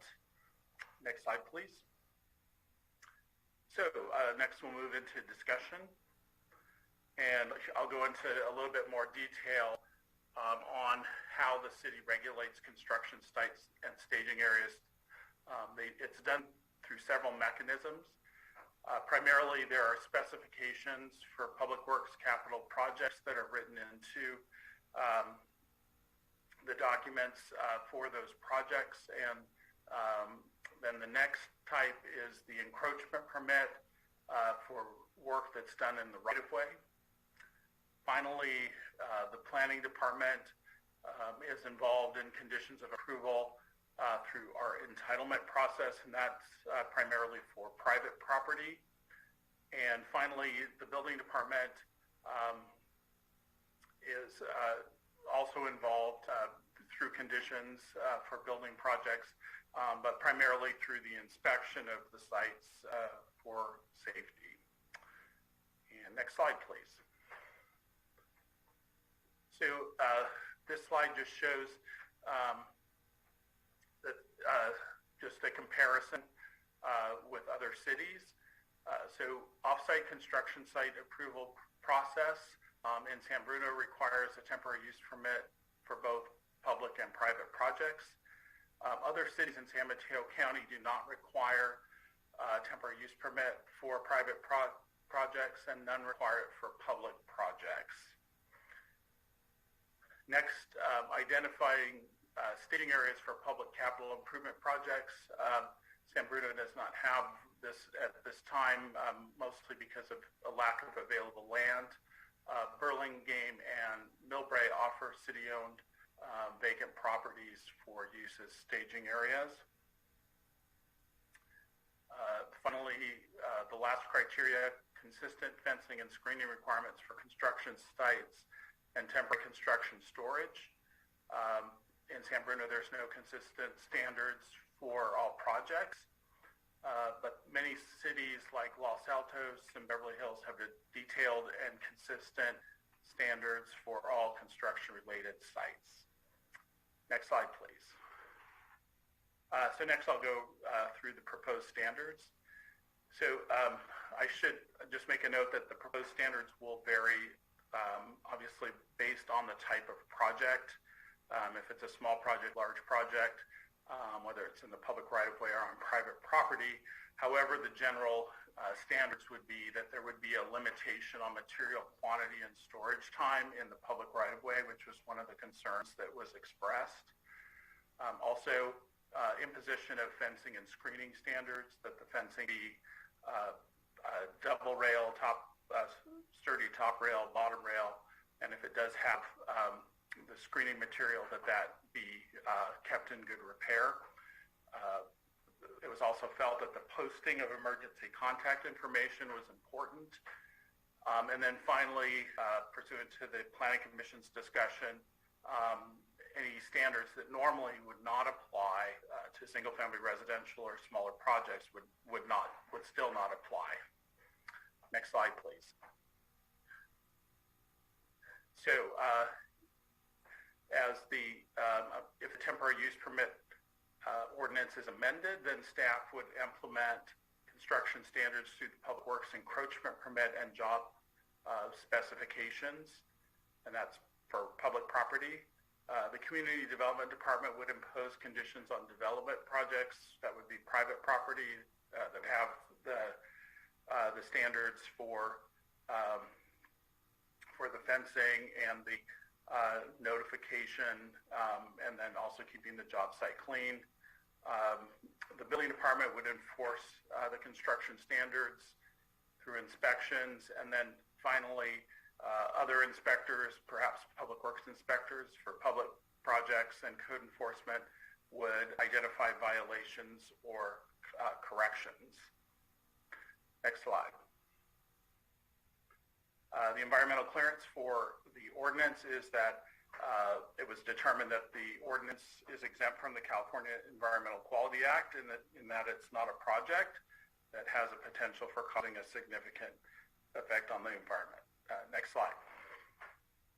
Finally, the recommendation is that staff is recommending that the City Council introduce an ordinance which removing the requirement of obtaining approval from the Planning Commission for an off-site construction staging area. Next slide. Finally, next steps. If the City Council introduces the ordinance, a second reading of the ordinance would occur at the next City Council meeting on the consent calendar of March 8th, 2022, and then the ordinance would go into effect 30 days after the second reading, April 7th. And with that, are there any questions? Thank you very much for the report. At this time, I'm going to ask for colleagues questions on the presentation. Then we're going to open the public hearing to hear from the public, and then come back for deliberation and interactive. Councilmember Hamilton. Thank you. So, and thank you for the presentation. One of the public comments we received asked questions about sidewalk closures and noticing requirements for that. Is that covered by this? Is that in scope for this particular ordinance, or does that fall somewhere else within the municipal code or under temporary use permits or that sort of thing? And if it does fall within there, what provisions do we have? Again, the decision this evening is on the ordinance, just to remove the language, and then I can let Matt Lee, who's on the call from Public Works, talk about the sidewalk question. Let me jump in, Councilmember Hamilton. So what's before you tonight is really the zoning code amendment to take out the requirement to get a temporary use permit. In partnership of that effort, we will also be developing policies in terms of what can be blocked in the right-of-way, what can be blocked on the sidewalk, and that will be administered through both departments, Community and Economic Development, Department for Private Development, and also through Public Works for any CIP projects. So the question that you've asked specifically will fall under the administration by the Public Works Department. We don't necessarily have the entire document of that policy ready for your review tonight.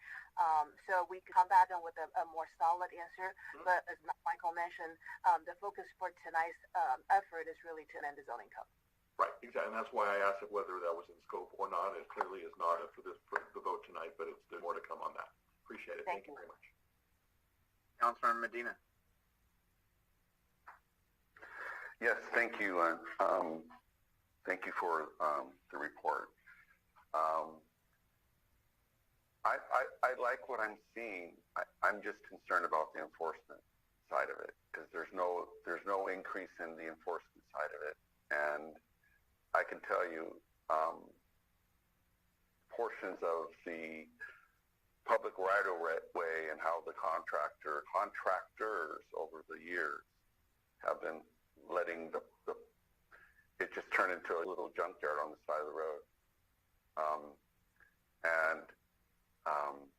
So I'd like to hear about the additional enforcement. If it's a public works project, then perhaps some way of a deposit, a cleaning deposit, kind of like when you rent a place, it has to be clean when you leave. And I'm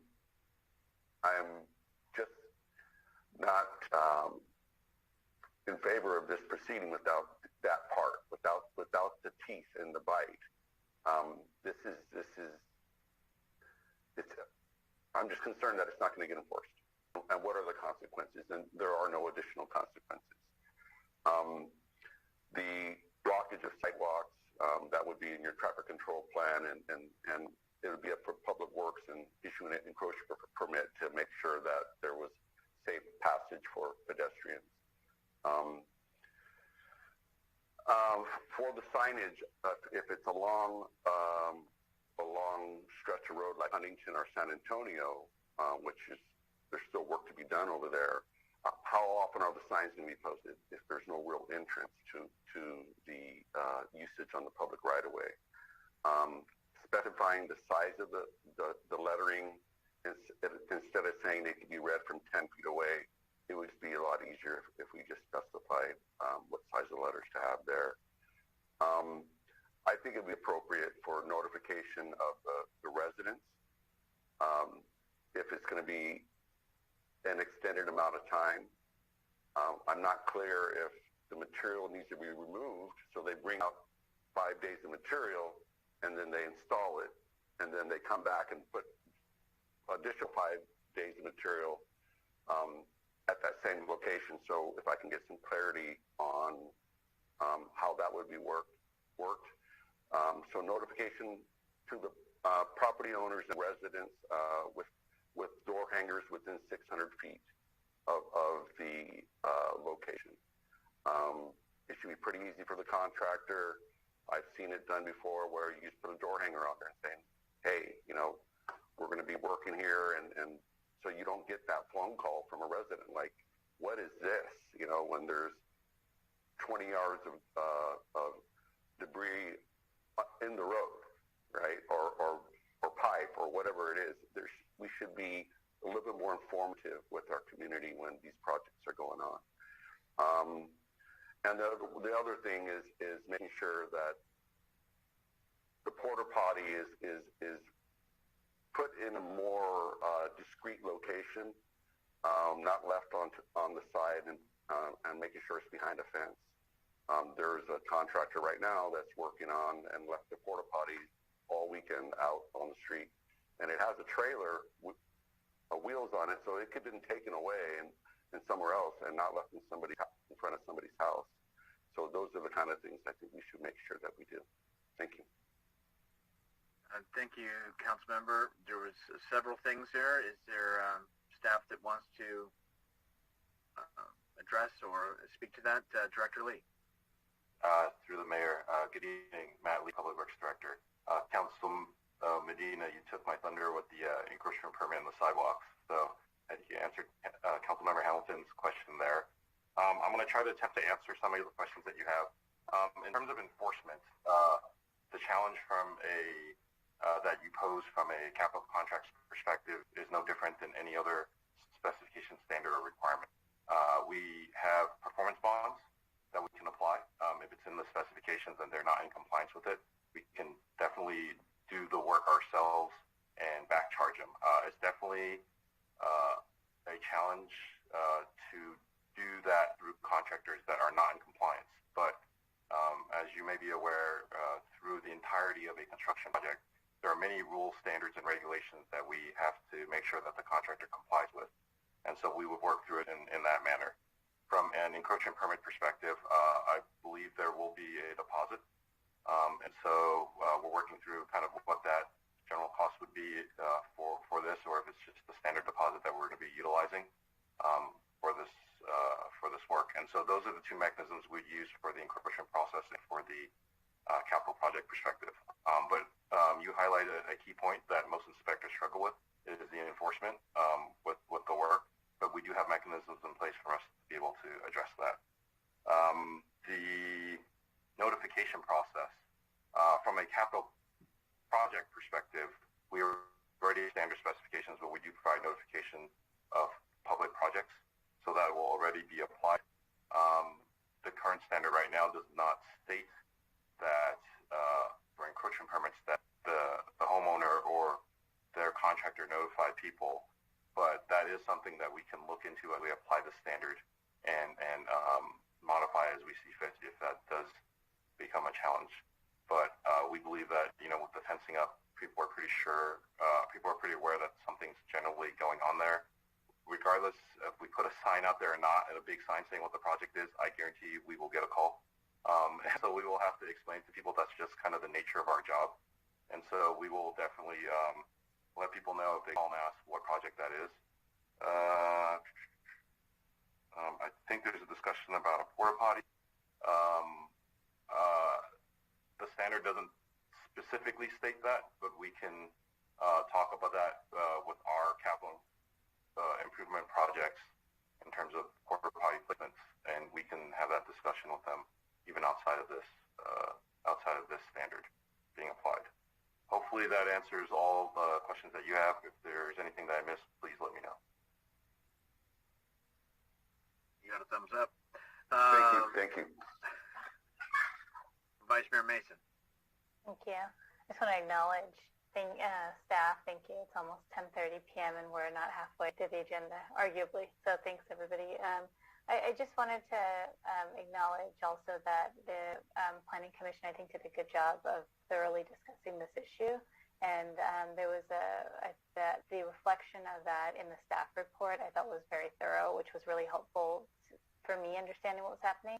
The only question I have is, because the question around enforcement has been asked, but it is about whether liens can be used as a tool for enforcement and whether they are used as a tool for enforcement.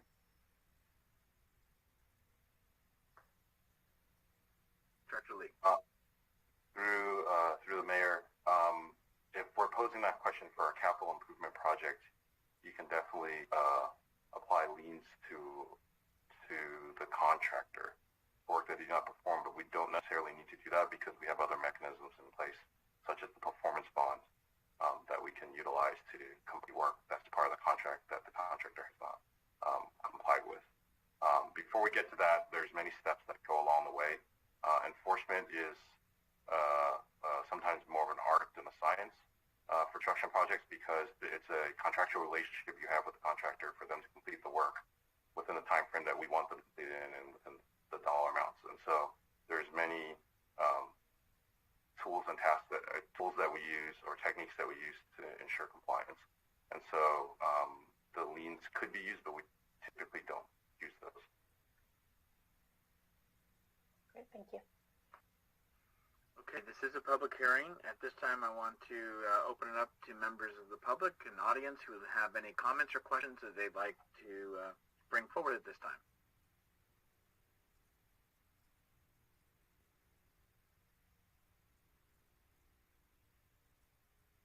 Mayor, I see no hands raised. Thank you very much, City Clerk. I would concur. With that, we're going to bring it back to the City Council, but first I'd like to have action from Council to close the public hearing, please. I'll make a motion to close public hearing. I'll second. Hamilton Salazar, close public hearing. Roll call, please. Councilmember Hamilton? Aye. Councilmember Medina? Aye. Councilmember Salazar? Aye. Vice Mayor Mason? Aye. Mayor Medina? Aye. Now we'll bring it back to Council for the deliberation and or action. Councilmember Salazar, and then Councilmember Hamilton. Go ahead. I was just going to make the motion to introduce the ordinance for approval. And I will second. Salazar, Hamilton, roll call, please. Councilmember Hamilton? Aye. Councilmember Medina? Aye. Councilmember Salazar? Aye. Vice Mayor Mason? Aye. Mayor Medina? Aye. Motion carries. Thank you very much, staff, for that. I appreciate it. Right now, we're going to be on item 6, which is consent calendar. We still have a conduct of business and a couple council comments. So what I am going to do is ask that we take a short recess, stretch the legs, and whatever else. And if we can be back in 7-8 minutes, if you could get, back with your cameras on, so I know we can go as soon as we see you all. We're going to get started so we can conclude and get back on. Thank you so much. See you momentarily.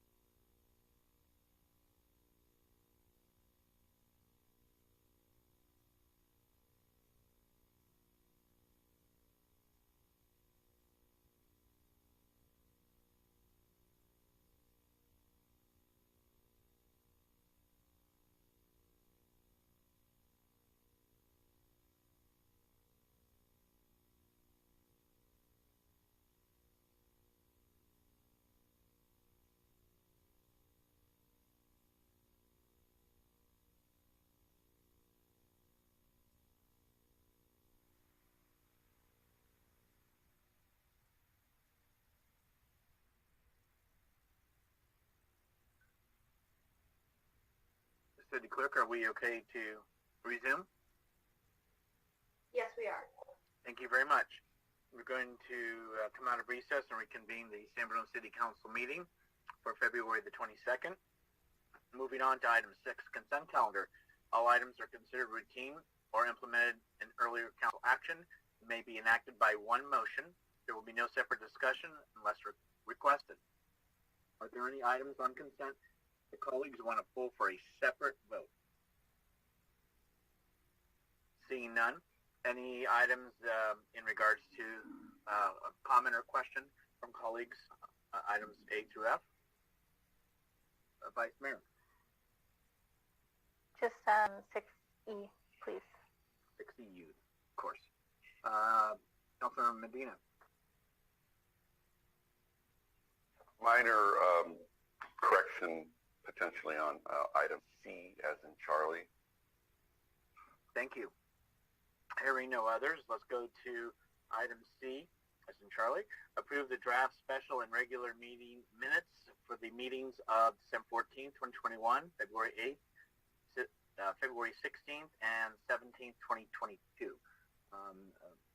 Councilmember Medina, can you clarify, is it all of them or just which one? The February 8th meeting, I believe. I sent a late email to our city clerk. Basically, the issue is the number of businesses for cannabis. I believe the council said two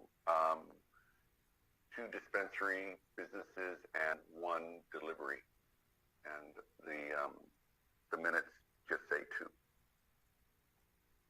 Okay, thank you. And if the city clerk hasn't had an opportunity, she may not have. Maybe might I suggest that we pull the February, if it is the 8th, whichever date it is, have that reviewed and have that then come back for approval. Is that okay with you, Councilmember Medina? Sure, no problem. Thank you. Let's move on to item E. Adopt resolution regarding policy amendments for public noticing of development projects. Vice Mayor. So I just wanted to comment that I'm really happy to see some additional noticing requirements for these buildings. I think this is just kind of another step in the right direction of keeping the lines of communication open with the public. And I also wasn't sure if staff had a chance to review the comments that were made earlier today. We don't answer obviously public comment, but if they're easy answers, then they could be answered, and I just wasn't sure if anybody had a chance to review the comments that were made in regards to this particular item, and whether there's any answers that are ready for those. And if there's not, then maybe it could be a report back at the next meeting. Okay. For the public, there's the Vice Mayor is indicating that there was some comments. I know not everybody's seeing those. I did have one, and that was just on the single projects. It was asked basically, it's 300 feet currently, and what is really 600 feet, right? Is it from the radius? So when they start measuring the distance, is it from the radius? Is it from the edge of the property? One, and then two, how much more would that 300 to 600 be as far as, are we talking 6 homes, a dozen homes, 20, if it was in a neighborhood as an example? Can somebody in staff maybe assist with that question, please? Thank you for clarifying. Oh, no, that was on my mind because of what I had read too. Thank you. Hi, sure. Thank you. Thank you, Council. I believe what is being referred to is a written comment that the city received on Saturday by a member of the community that asked questions on this item that is attached to your packet. Is that what I think? Is that the question? And so I understand the question to be, has staff had the opportunity to go through the questions that the citizen asked and formulate a response? The answer to that is no. And I would recommend that we not go through the questions that are in this email and attempt to give a verbal response, just because I think we need to sort of understand the question and not just respond on the fly. I think if there's a specific question here that council members would like to sort of elevate it and ask the staff, we can attempt to respond. I'm just hesitant to go through this email point by point and offer a response on the fly. The city manager, no. That's why I prefaced two things. Just for clarity, because even the radius in which they speak of, is it from the center of the property? Is it from the edge of the property? What constitutes the 300 to 600,000? And then the second is, if on the single one, if it goes from a 300 to 600 as an example, what does that really mean if we were talking in a residential neighborhood? A guesstimate. You know, is that a dozen more homes, or what does that? Do we think that might be? Okay.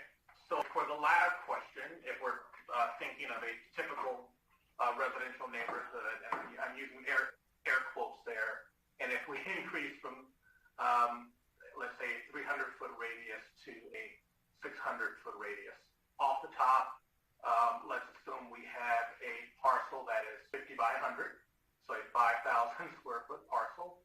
That would extend approximately 6 more houses, right? So another 300 feet would pick up 6 more houses. With respect to the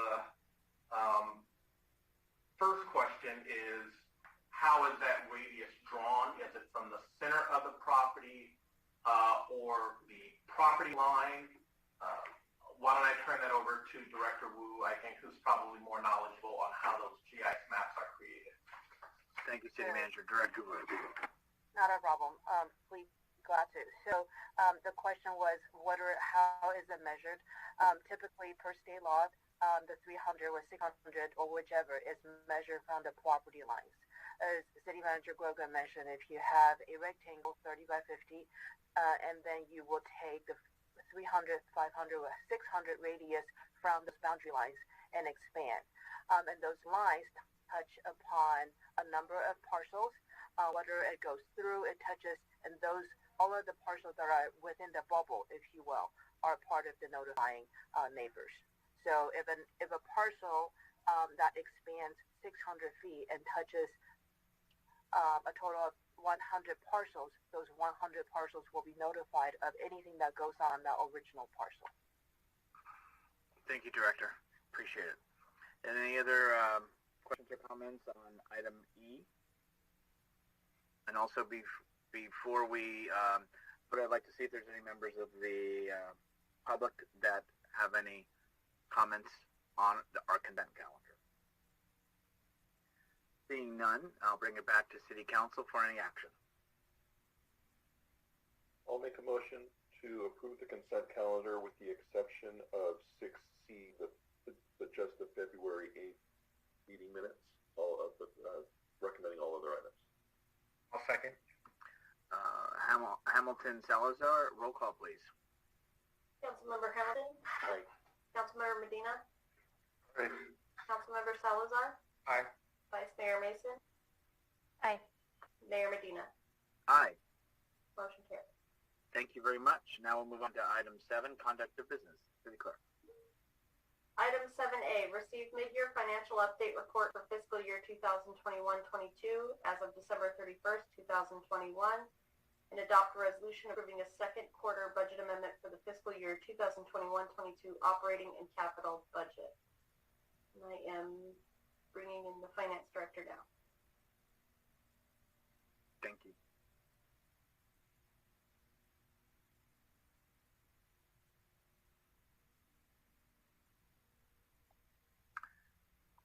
Good evening, Director Sun, and we will turn this item over to you. Good evening, Mayor and members of the council. Chen Yuzhang, Finance Director. Sorry, my lighting is a little bit funny at home.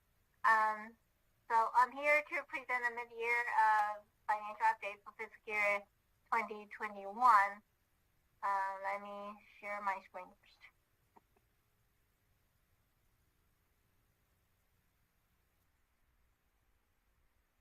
Can everybody see my screen? Yes.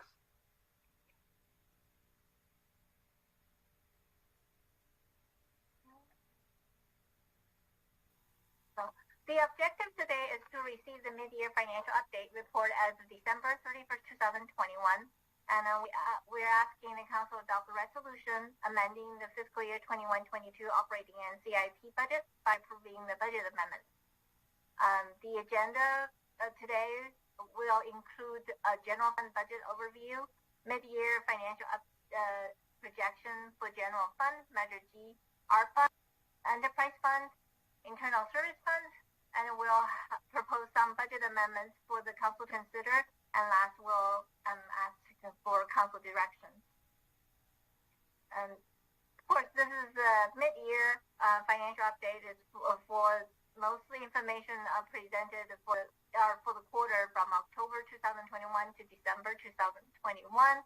And here is a recap of the general fund adopted budget.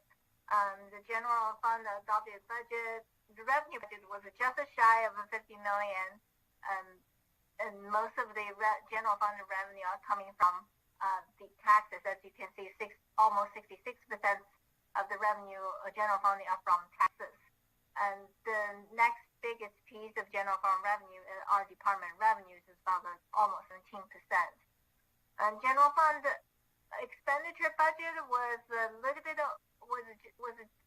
under $51 million, so $50.8 million, and then the biggest piece of the general fund expenditure are for public safety. That's the police and fire, and next to it will be community services, and then followed by general administration.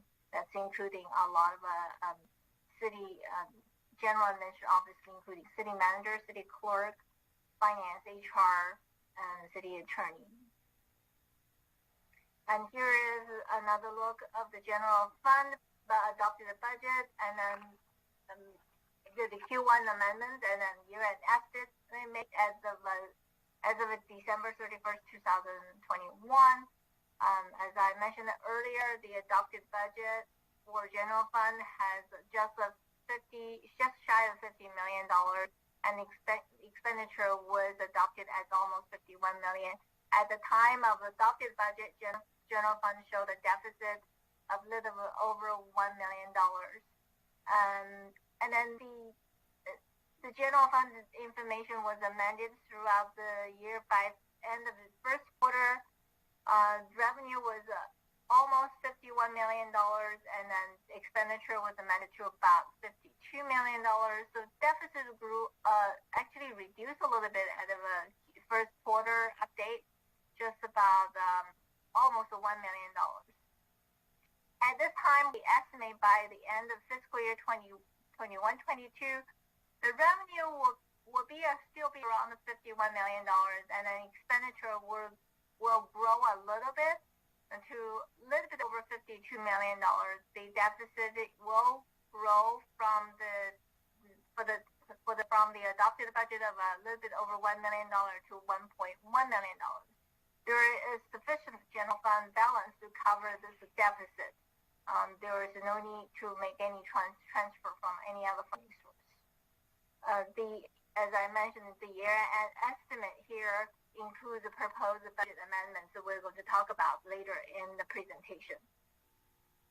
I want to recap the previous general fund amendments during the Q1 update. The council may remember we increased the vehicle license fee revenue by $1.16 million because of after receiving the information from the San Mateo County with the updated. The finance budget was also increased during the last quarter by $130,000 for the integrated waste management consulting contract. Police department had to spend about $164,000 for 2 vehicles, which were funded by YouTube contribution. The funds were received in the previous year. We deferred the revenue so that police department can use the money for vehicle purchases and additional use. Also, during the Q1 update, we amended general fund budget by carrying over a lot of POs from previous year for about $666,000. So these are these points that summarize all the amendments we did in the previous quarter. So here I would like to compare the mid-year general fund revenue against the previous fiscal year. The revenue, most of the revenues are in line with the previous years. The ones I want to talk about are sales. First one is sales tax. Last year at December, sales tax was only received at 26% of the budget, while by now we receive about 52% of the budget. The reason for this huge difference was that last year there was a delay in tax filing because of the COVID. So technically, sales tax should be mostly on par with the calendar. So it is normal for us to receive about 50% of the sales tax by December. Hotel and motel tax, we definitely have seen an improvement in the hospitality industry. Last year, we were expecting a huge, pretty precipitous drop in the TOT, which did turn into reality. And this year, we definitely saw some improvement in the TOT and sales TOT tax category. We are expecting to receive the full budgeted amount by the end of the fiscal year. And I talked about motor vehicle license fee earlier. We have amended the budget by 1.16 million and to 4.6 million in total for this fiscal year. And we have received just shy of 50% of the budgeted revenue. There are $240,000 as a catch-up payment for the previous fiscal year. We have not received it. That's why the vehicle license fee is a little bit below 50% of the budget at this time. Car room tax is about on par, 50% at this time. Business tax, by now, usually we would receive a full amount of business tax.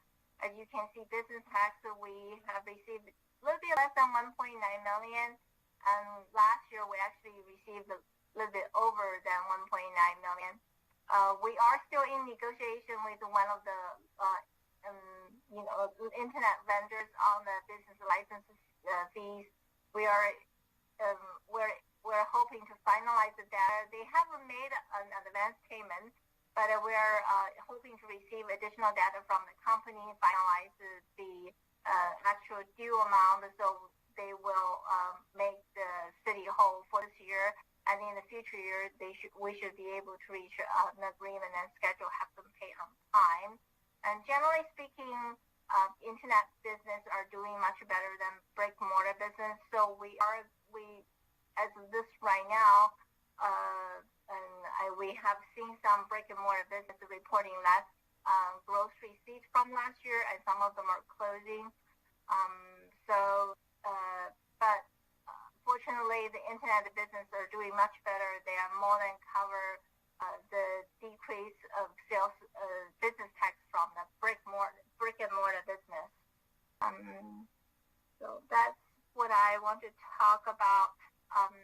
Revenues, all in all, we are receiving much more revenues, general fund revenues than last year. Last year at this time, we only received about 21.1 million, and right now we received almost 26 million general fund revenues. General fund expenditures, typical expenditures are going with a calendar. There are a couple of departments we have seen some differences this year comparing to last year. The first one is parks, and as you can see, parks last year, as of December 31st, 2020, they have expenditure of about 1.5 million, and this year we are actually seeing a drop of 1.2 million. The reason for the drop is the parks department, actually, the community service department has some termination, actually a resignation from last year. There's some separation payout, because of the short of staffing, the department has to utilize more on the contractual service and the staff augmentation. So last year's expenditure was actually slightly higher than this year.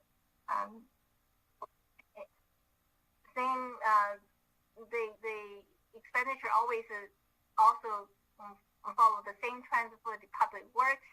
Public works was last year they had about $2 million in expenditure, and this year they are about $150,000 short, and that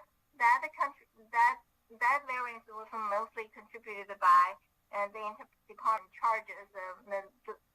The interdepartment charge for public works was a little bit lower this year because we changed the cost allocation method, and that reason also goes true for the community and economic development. As you can see, last year by mid-year they had expenditure about $1.6 million, and this year they were just shy of $1.4 million. All in all, our general fund expenditure are on par with the calendar. We are at a 52% budget level. And this is a look at a Measure G. Measure G, this year at the adopted budget, we estimated revenue going to be about $3.5 million. The council authorized about just a little bit less than $1.8 million appropriation from Measure G. We're not expecting any change at the time. By the end of the year, we're still expecting there is a surplus of $1.7 million in Measure G funds. ARPA, we received the first allotment from ARPA at exactly $5,120,000. The reason we had to decrease the year-end estimate of revenue by a little bit less, actually $290,000, is because staff had to recognize $290,000 in revenue last year in support of San Mateo County Strong Restaurant, Brewery, and Winery Relief Program. We recognize revenue, so ARPA fund will not be showing a negative balance. Basically, we did not receive the money by June, but we recognize the revenue of $290 and then just reported as a receivable. The money came into the city in July, so the cash is recorded in the book in July. Because of the earlier recognition of $290,000, we had to make a slight correction by year estimate. So whatever, even though we received all the $5 million in this year, the revenue we are reported in the book as revenue for the fiscal year 21-22 was $290,000, like $4.8 million. Expenditure-wise, Council also adopted a budget for ARPA for this fiscal year at $5.8 million. We authorized some of the staffing spending with ARPA funds. Some of the personnel recruitment are happening at a slower pace or taking longer time than we had anticipated. So we're seeing some small savings in the expenditure on the expenditure side. We estimate the personnel saving at this point about $281,000, about $282,000. ARPA is still going to show a surplus by the end of this year. At this time, we estimate the year-end estimate will be about $570,000. We are expecting to receive the second disbursement from ARPA sometime in July of 2022. Next, I would like to talk about the comparison of the enterprise funds as of the mid-year to last year. Last update, we talked about water and wastewater. The expenditures are pretty much on par like last year. Revenue-wise, water revenue is decreasing because of the conservation effort. There are definitely less usage on the water starting from this fiscal year. What wastewater revenue increased a little bit because the wastewater is based on estimated usage of last winter. Last winter, more people stayed in home, and then water usage was a little bit higher. That's why the usage data for wastewater was a little bit higher, even though we didn't increase the rate. We are seeing a revenue increase on the wastewater side. CityNet, I'm just going to briefly talk about the numbers. I'll make some further explanation in the later slide. CityNet, as of mid-year, we're seeing a revenue decrease from the same period last year by about $300,000. The expenditure is increasing about $200,000. And there's some reason I can talk about in the next slide. Stormwater is pretty much on par with last year. The revenue of stormwater increased kind of significantly from last year. Last year, as you can see, revenue for stormwater is about $350,000, and this year we're actually seeing $826,000. It is not because of stormwater was receiving more revenues as we had collected through the county.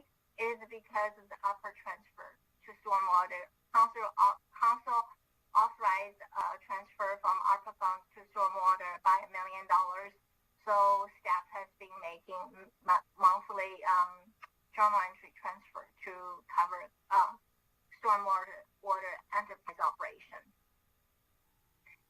So let me go back to CityNet. Why has your revenue dropped by $300,000 and then expenditure increased by $200,000?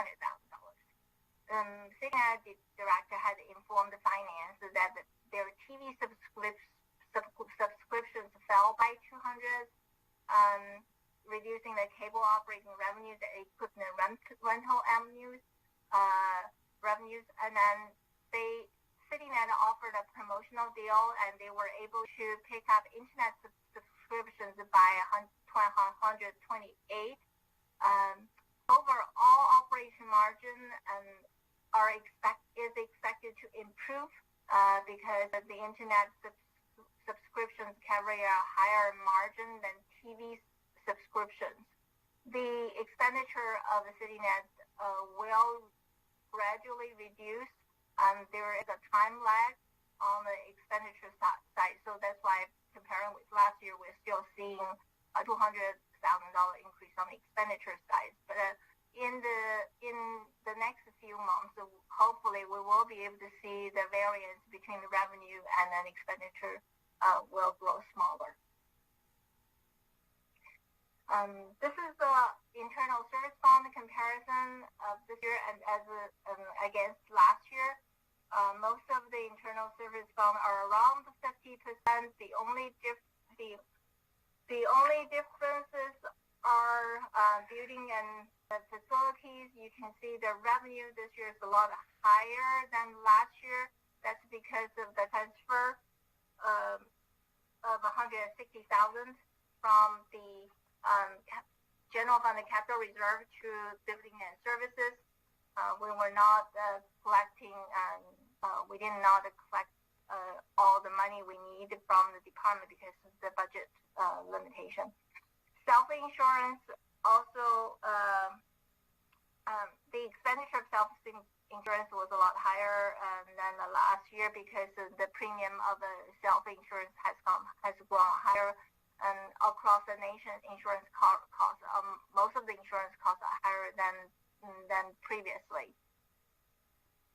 Technology also demonstrate our transfer from general fund capital reserve about $258,000. That's why you're seeing a little bit increase in revenue on the technology internal service fund. Here are the list of proposed operating budget amendments for this mid-year update.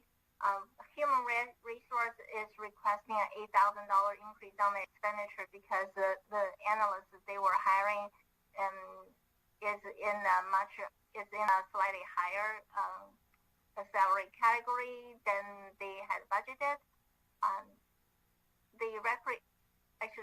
then slightly higher category than the person who retired. So that's why they need an additional 8,000. Recreation has some increase in program fees that they are expecting to open more contractual classes. But associated with the additional class offering, they are seeing an increase on printing fees about $118,000. But then the printing fee is offset by some savings in offset by savings somewhere else. So their recreation only asked for about $54,000 in increase in expenditures. Senior services, because of the closure earlier this year, they were expecting some lower rental and class revenues. So the revenue is going to decrease by $62,000 with senior service.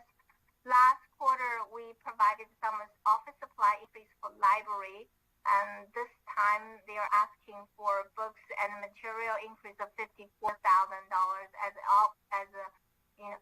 library hour has increased, and they need to meet the circulation needs from the public. So they're asking about $54,000 in increase for books and materials. We talked about ARPA adjustment. There's a reduce in revenue of $290,000, and then also there's some savings on the personnel expenditures about $281,000. The last item on this page is a $70,000 increase for police vehicles. There isn't enough money for the outfitting. We bought all the vehicles. We need additional $70,000 to make sure all the police vehicles can be properly outfitted. So all in all, the operational budget amendments include about $275,000 in revenue decrease, and then expenditure-wise, we're actually seeing a net decrease of $95,000. Additionally, we're also asking this council to consider some CIP budget amendments. Avenue 3-1 has water main and sewer main improvement. These projects were authorized by council at the budget adoption. Originally, water main was budgeted for $4.9 million, and sewer main were budgeted for $5 million. But both were estimates. When the bids came out, both were a lot higher. So Public Works are asking for a $1 million increase in each project so that we can carry on the project. Additionally, there are some design work for Avenue 2-1 and 2-2.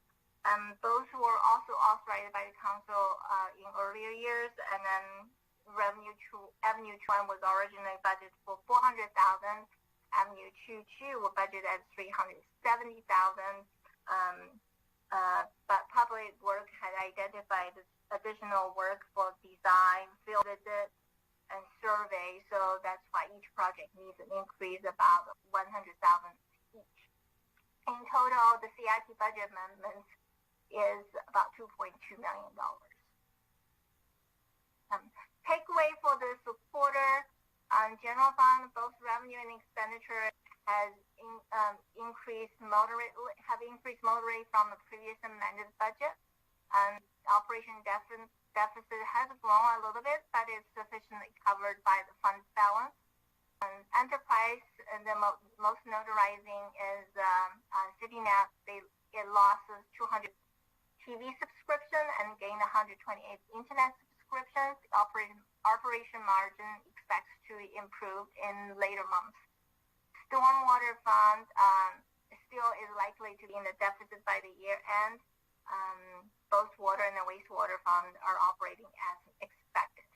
Internal service funds, there's not many surprise there. The only thing worth mentioning is the high insurance premium paid for 2021-22.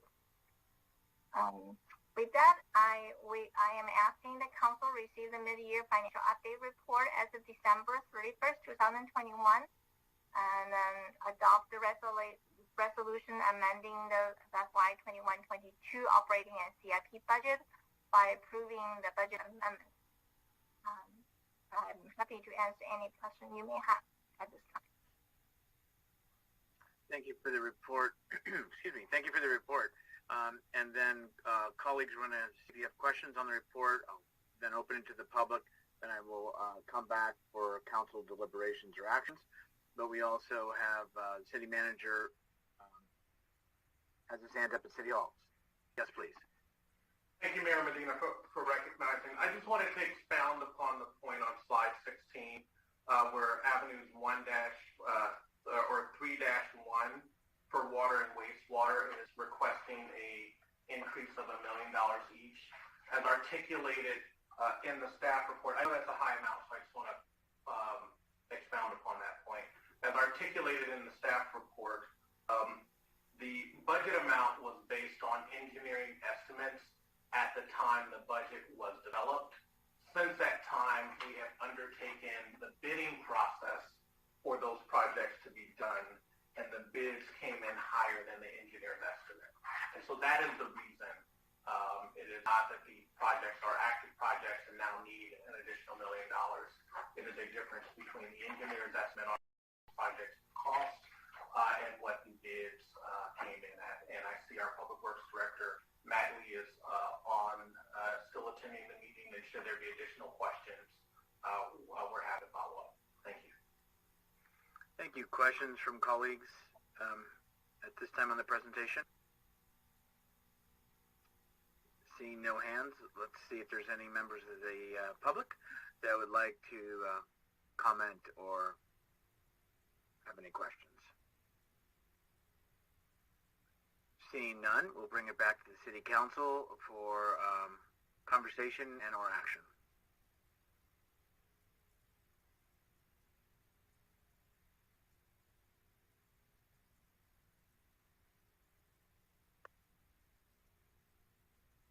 Councilmember Medina. Guys, thank you. First of all, thank you for the report. It seems like we're hanging in there. As for the avenues projects, so those projects will come to the council for approval, and there'll be more detail in the staff report about those projects. Is that a fair assumption? City Manager. I'll turn it over to the Director, Matt Lee. Director Lee, yes, please. To the Mayor, yes.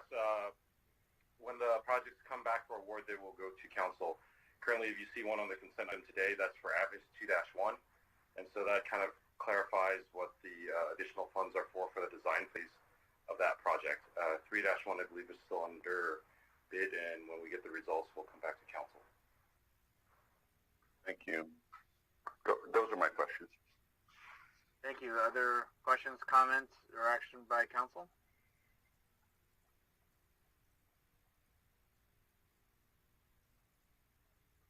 Mayor, I'll make a motion that we adopt a resolution approving the second quarter budget amendment for the 21-22 operating and capital budget. Second that, Mr. Mayor. Thank you very much. Hamilton Medina, motion seconded. Roll call, please. Councilmember Hamilton? Aye. Councilmember Medina? Aye. Councilmember Salazar? Aye. Vice Mayor Mason? Aye. Mayor Medina? Aye. Motion carried. Thank you. Now we'll move on to item 8, comments from council members.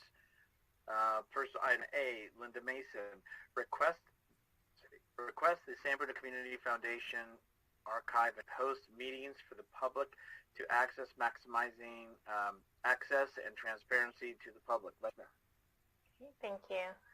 The San Bruno Community Foundation was created to manage the enduring and significant contributions to and investments in charitable and community programs and publicly owned community facilities over the long term. Up until this date, the overwhelming majority of funds were provided as part of a settlement with PG&E for the Crestmore explosion. These funds are for the benefit of the San Bruno community. Over the past 2 years, as the Recreation Aquatic Center is becoming a reality, members of the public regularly ask how this got accomplished and other decisions have been made. I often read or hear, where did the $50 million go? Why don't they use the money for this or for that? And how are decisions made? And I oftentimes walk through the process of the long and very engaging process that happened a couple of years ago when I was just a resident, not involved in any politics, but we attended the meetings that were held, the listening sessions, and it was a very thorough process to get to the decision to spend the initial funds on the RAC. But a lot of the public were not part of that, and they may not remember, they may not know. So I usually respond by answering that there were a series of these meetings that were well attended, and end with the fact that the decision was ultimately made by the public years ago. This request is not meant to create additional costs or expenses or work on the Community Foundation, but transparency so that the work that the Community Foundation has done and continues to do is reflected in real time. The meetings are already videotaped, but they're not archived on the website or for the public, and my understanding is that currently they're not saved past 30 days. And that I learned that in happenstance when I was requesting a video to try to figure out how a particular decision was made. Provided that these funds are those intended for the residents of San Bruno, and the Community Foundation already follows the provisions of the Brown Act like the City Council, it only makes sense that the video of the recorded meetings would be archived and available to the public for whom the money is ultimately meant and intended to be provided. So I would hope that my fellow council members would support the request to the Community Foundation. I think as often as said, we cannot force them to do so, but we can make the request. And I think it is merited, provided that there are a lot of questions that the public has, and it would be great to be able to go into the meetings and determine how decisions are made, how analysis is done, and also, most importantly, to be able to listen to the financial updates that are provided on a regular basis. Thank you. Thank you. Correct me, but isn't this on their agenda to do that beginning of March? It may be. I started the conversation with Mark some time ago, and so it was supposed to be agendized at our last meeting, and it didn't get agendized, so it's agendized at this meeting. No, I meant actually it's on the agenda for the San Bruno Community Foundation. I thought. So I don't know, no? Mayor Okay. Medina? Yeah. No, that's what I was asking. City Attorney, can I? Oh, there you are. Is this an upcoming topic for the San Bruno Community Foundation? Yes, it is. It's currently scheduled for their next meeting on March 2nd. To have some archiving? That's correct. Yes, there'll be a staff report available with a recommendation to archive the meetings. So that's right. Okay. Yeah, because I did go on, and I understand what the Vice Mayor is saying, but I do want to know that there is an audit committee. I think they go back to 2015 as far as agendas and minutes. 2013, if I was correct, agendas and minutes as well as detailed. Theirs are very detailed as far as who said what, why. So there is some information to that in addition to the 2015 listening campaign, the 2021 listening campaign 2.0, the strategic plan 2.0. So there is a lot of information on the website. So I did go back to search and seeing the agenda just to make sure that they have had that stuff available for people to get some idea of some of the processes and their from then to now. And if I may ask just before we go to Councilmember Medina, I'm on their website now. I don't see the March 1st agenda. I see the March 2nd regular board meeting, but there's no link to it. Right, it's not posted yet. But I happen to know it's going to be on the agenda for that meeting. Okay, so I'm glad to hear that they've taken the request seriously and that it's on the agenda. But the public did not know that, and I did not know that until right now. Thank you. Councilmember Medina? Yeah. When you mean archive, do you mean like posted to YouTube? or what does that actually mean? On a server somewhere? I mean, for my purposes, Councilmember Medina, I believe that they should be available on the website, and I do agree with Mayor Medina that the minutes, they're not action minutes like ours. They are more detailed minutes, but it's really not the same as having the videotape of the discussion and understanding just kind of more live what's happening. But for me, it would be ensuring that they're available on the website, and if they're not available on the website, that a member of the public can request them of the community foundation and are able to get a flash drive or a link or whatever, just like a records request would provide. So I don't know what they have because I didn't know that this was agendized until right now, but I know in my communication with the city attorney, that was what I had in mind. I just, on YouTube, through Mr. Mayor, there's a lot of stuff there from, 5-7 years ago, but there's not much from more recent things. But anyhow, it's good to hear that they're already moving forward with it, and I suppose we don't need to do anything then. Just thank you. Thank you, Councilmember. And what's interesting too is because only because I was looking is like because of the 501c, it's a very unique situation, and I know they're meeting all standards and the ethics and stuff, but they even have a lot more that than we sometimes deal with because of being the nonprofit entity and filing with the state and all that. So that was a little interesting too. Councilmember Hamilton, see your mic's on? Oh, sorry. Oh, no, it's okay. Okay. But then, Vice Mayor, please, other things you wanted to have under council comments for this evening? No, I'm really excited that this is moving forward. So I don't have anything else to share at this time. Thank you. Thanks. Item B, Michael Salazar, asked staff to examine the feasibility of placing a repeal of the use of safe and sane fireworks in San Bruno on the November 2022 ballot. Councilmember. Thank you. So, we've been having some discussions. It's come up on a few different occasions that we are going to be considering items to put on the November ballot. A lot of them have to do with elections and whatnot. But I was reminded that the fireworks thing is still something that's controversial, and every year we get complaints from the public about the fireworks, and our answer is always, well, we can't do anything because it was done by vote of the people. So, looking back at the history, it was 2005. It was a Measure G at the time. I guess we get G's a lot in San Bruno.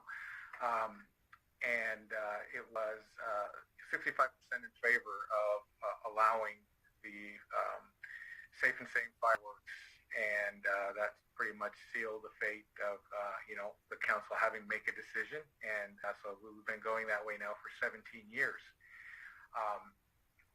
In that time, though, we have seen an unprecedented number of woodland fires that may have changed people's perception about, the risk involved in, detonating fireworks, pyrotechnics, whether, they're sanctioned by the state or not. The safe and sane fireworks do, and they can and they do cause fires. And we've been now in a drought, severe drought for a while, and there's really no indication that had changed. So in considering the number of complaints that we get, and I understand that most complaints are related to illegal fireworks and not safe and sane fireworks, there is enough consideration about, whether or not the legal fireworks tend to mask the illegal fireworks and whether they are conducive to doing both. I think it might be worth the time now, especially because we're going to have we potentially could have so many other items on the ballot where the cost now becomes negligible almost in adding one more item. So if this is something that could be put back out to the people to see if the perception has changed at all, and whether it's something that they would be interested in repealing, I think it might be a good opportunity to include that. And we'll be having these decisions going forward. I raised the issue during my one-on-one with the city manager. He recommended putting it on here so that we could at least get it out to the council to consider. And I don't think we need a decision tonight, but something to think about as we decide what we want to put on the ballot in November. Any questions or comments from colleagues?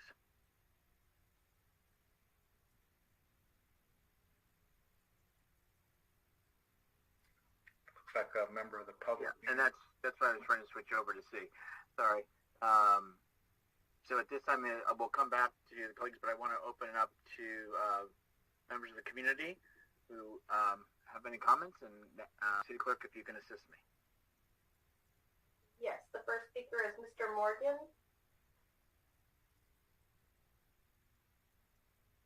All right, I'm unmuted now. I want to thank you all for being this late. You really have hung in there for quite some time, and I do appreciate you. I know that we hung around here especially just for that, but I've learned quite a lot out of the city of San Bruno's business section that I didn't know, and I appreciate that. I'm David Morgan. I'm Scoutmaster with Boy Scout Troop 71, and I know that I directly benefit, or my group directly benefits from the fireworks, but that's not really the reason that I am here. We as a nation have celebrated the 4th of July with fireworks from long before we even had our independence. So because if you remember, the national anthem, Star Spangled Banner, was all about the fireworks, but they were fireworks of ammunition. But at either rate, the point I'm trying to bring up is the fact that we are here to enjoy the freedom. The safe and sane fireworks, when you look at the statistics, they don't cause any of the fires. The safe and sanes, there has only been one incident that I know of, and I've done a lot of checking to see. There's only been one incident where somebody took one of the fountains and threw it up in the air, and it landed on a house and caught on fire. All right, well, they were using safe and sane the improper way. And any of the fires that you found with the safe and sane fireworks that were used improperly were the reasons of any of the fires that they had. Most of our fires that we have are way out of this area. The CZU fire, not caused by fireworks, but you know that it went on way away from here. We don't have a lot of woods around here to burn. We don't have a lot of things that need to be protected because, let's get rid of the fireworks. We brought it up for both ends. I have no problem with bringing it up again, so we should bring it up to get people's opinion on it. But it is also a standard that we've had in San Bruno for quite some time. I do appreciate all of the work that the police have been doing to try to build that back up, to make it more safe and sane for the people that are doing improper fireworks. And I want to keep my attitude for them to go in so that we can make sure to keep that pressure going for the people that are using the improper ones. I know my time is running out. Wished I had another 30 minutes, but I'm going to have to let it go. Thank you for your comments, and thank you for also staying with us this evening. Thank you. So as Councilmember Salzern had articulated, he wanted to bring it forward. We have an upcoming study session in regards to ballot initiatives or measures. Is there any other things on this topic? And I'm sorry, I see another attendee that is wishing to speak. And City Clerk, if you can assist me. Yes, the next speaker is Jeremy.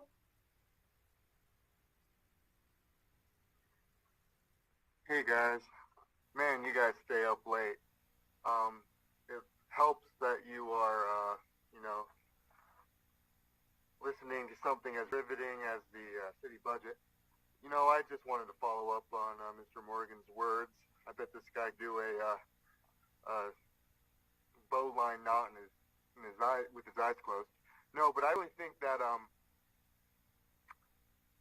you know, after this pandemic, the last 2 years, I personally feel like you know, one of the major casualties was our American culture, what really made us Americans.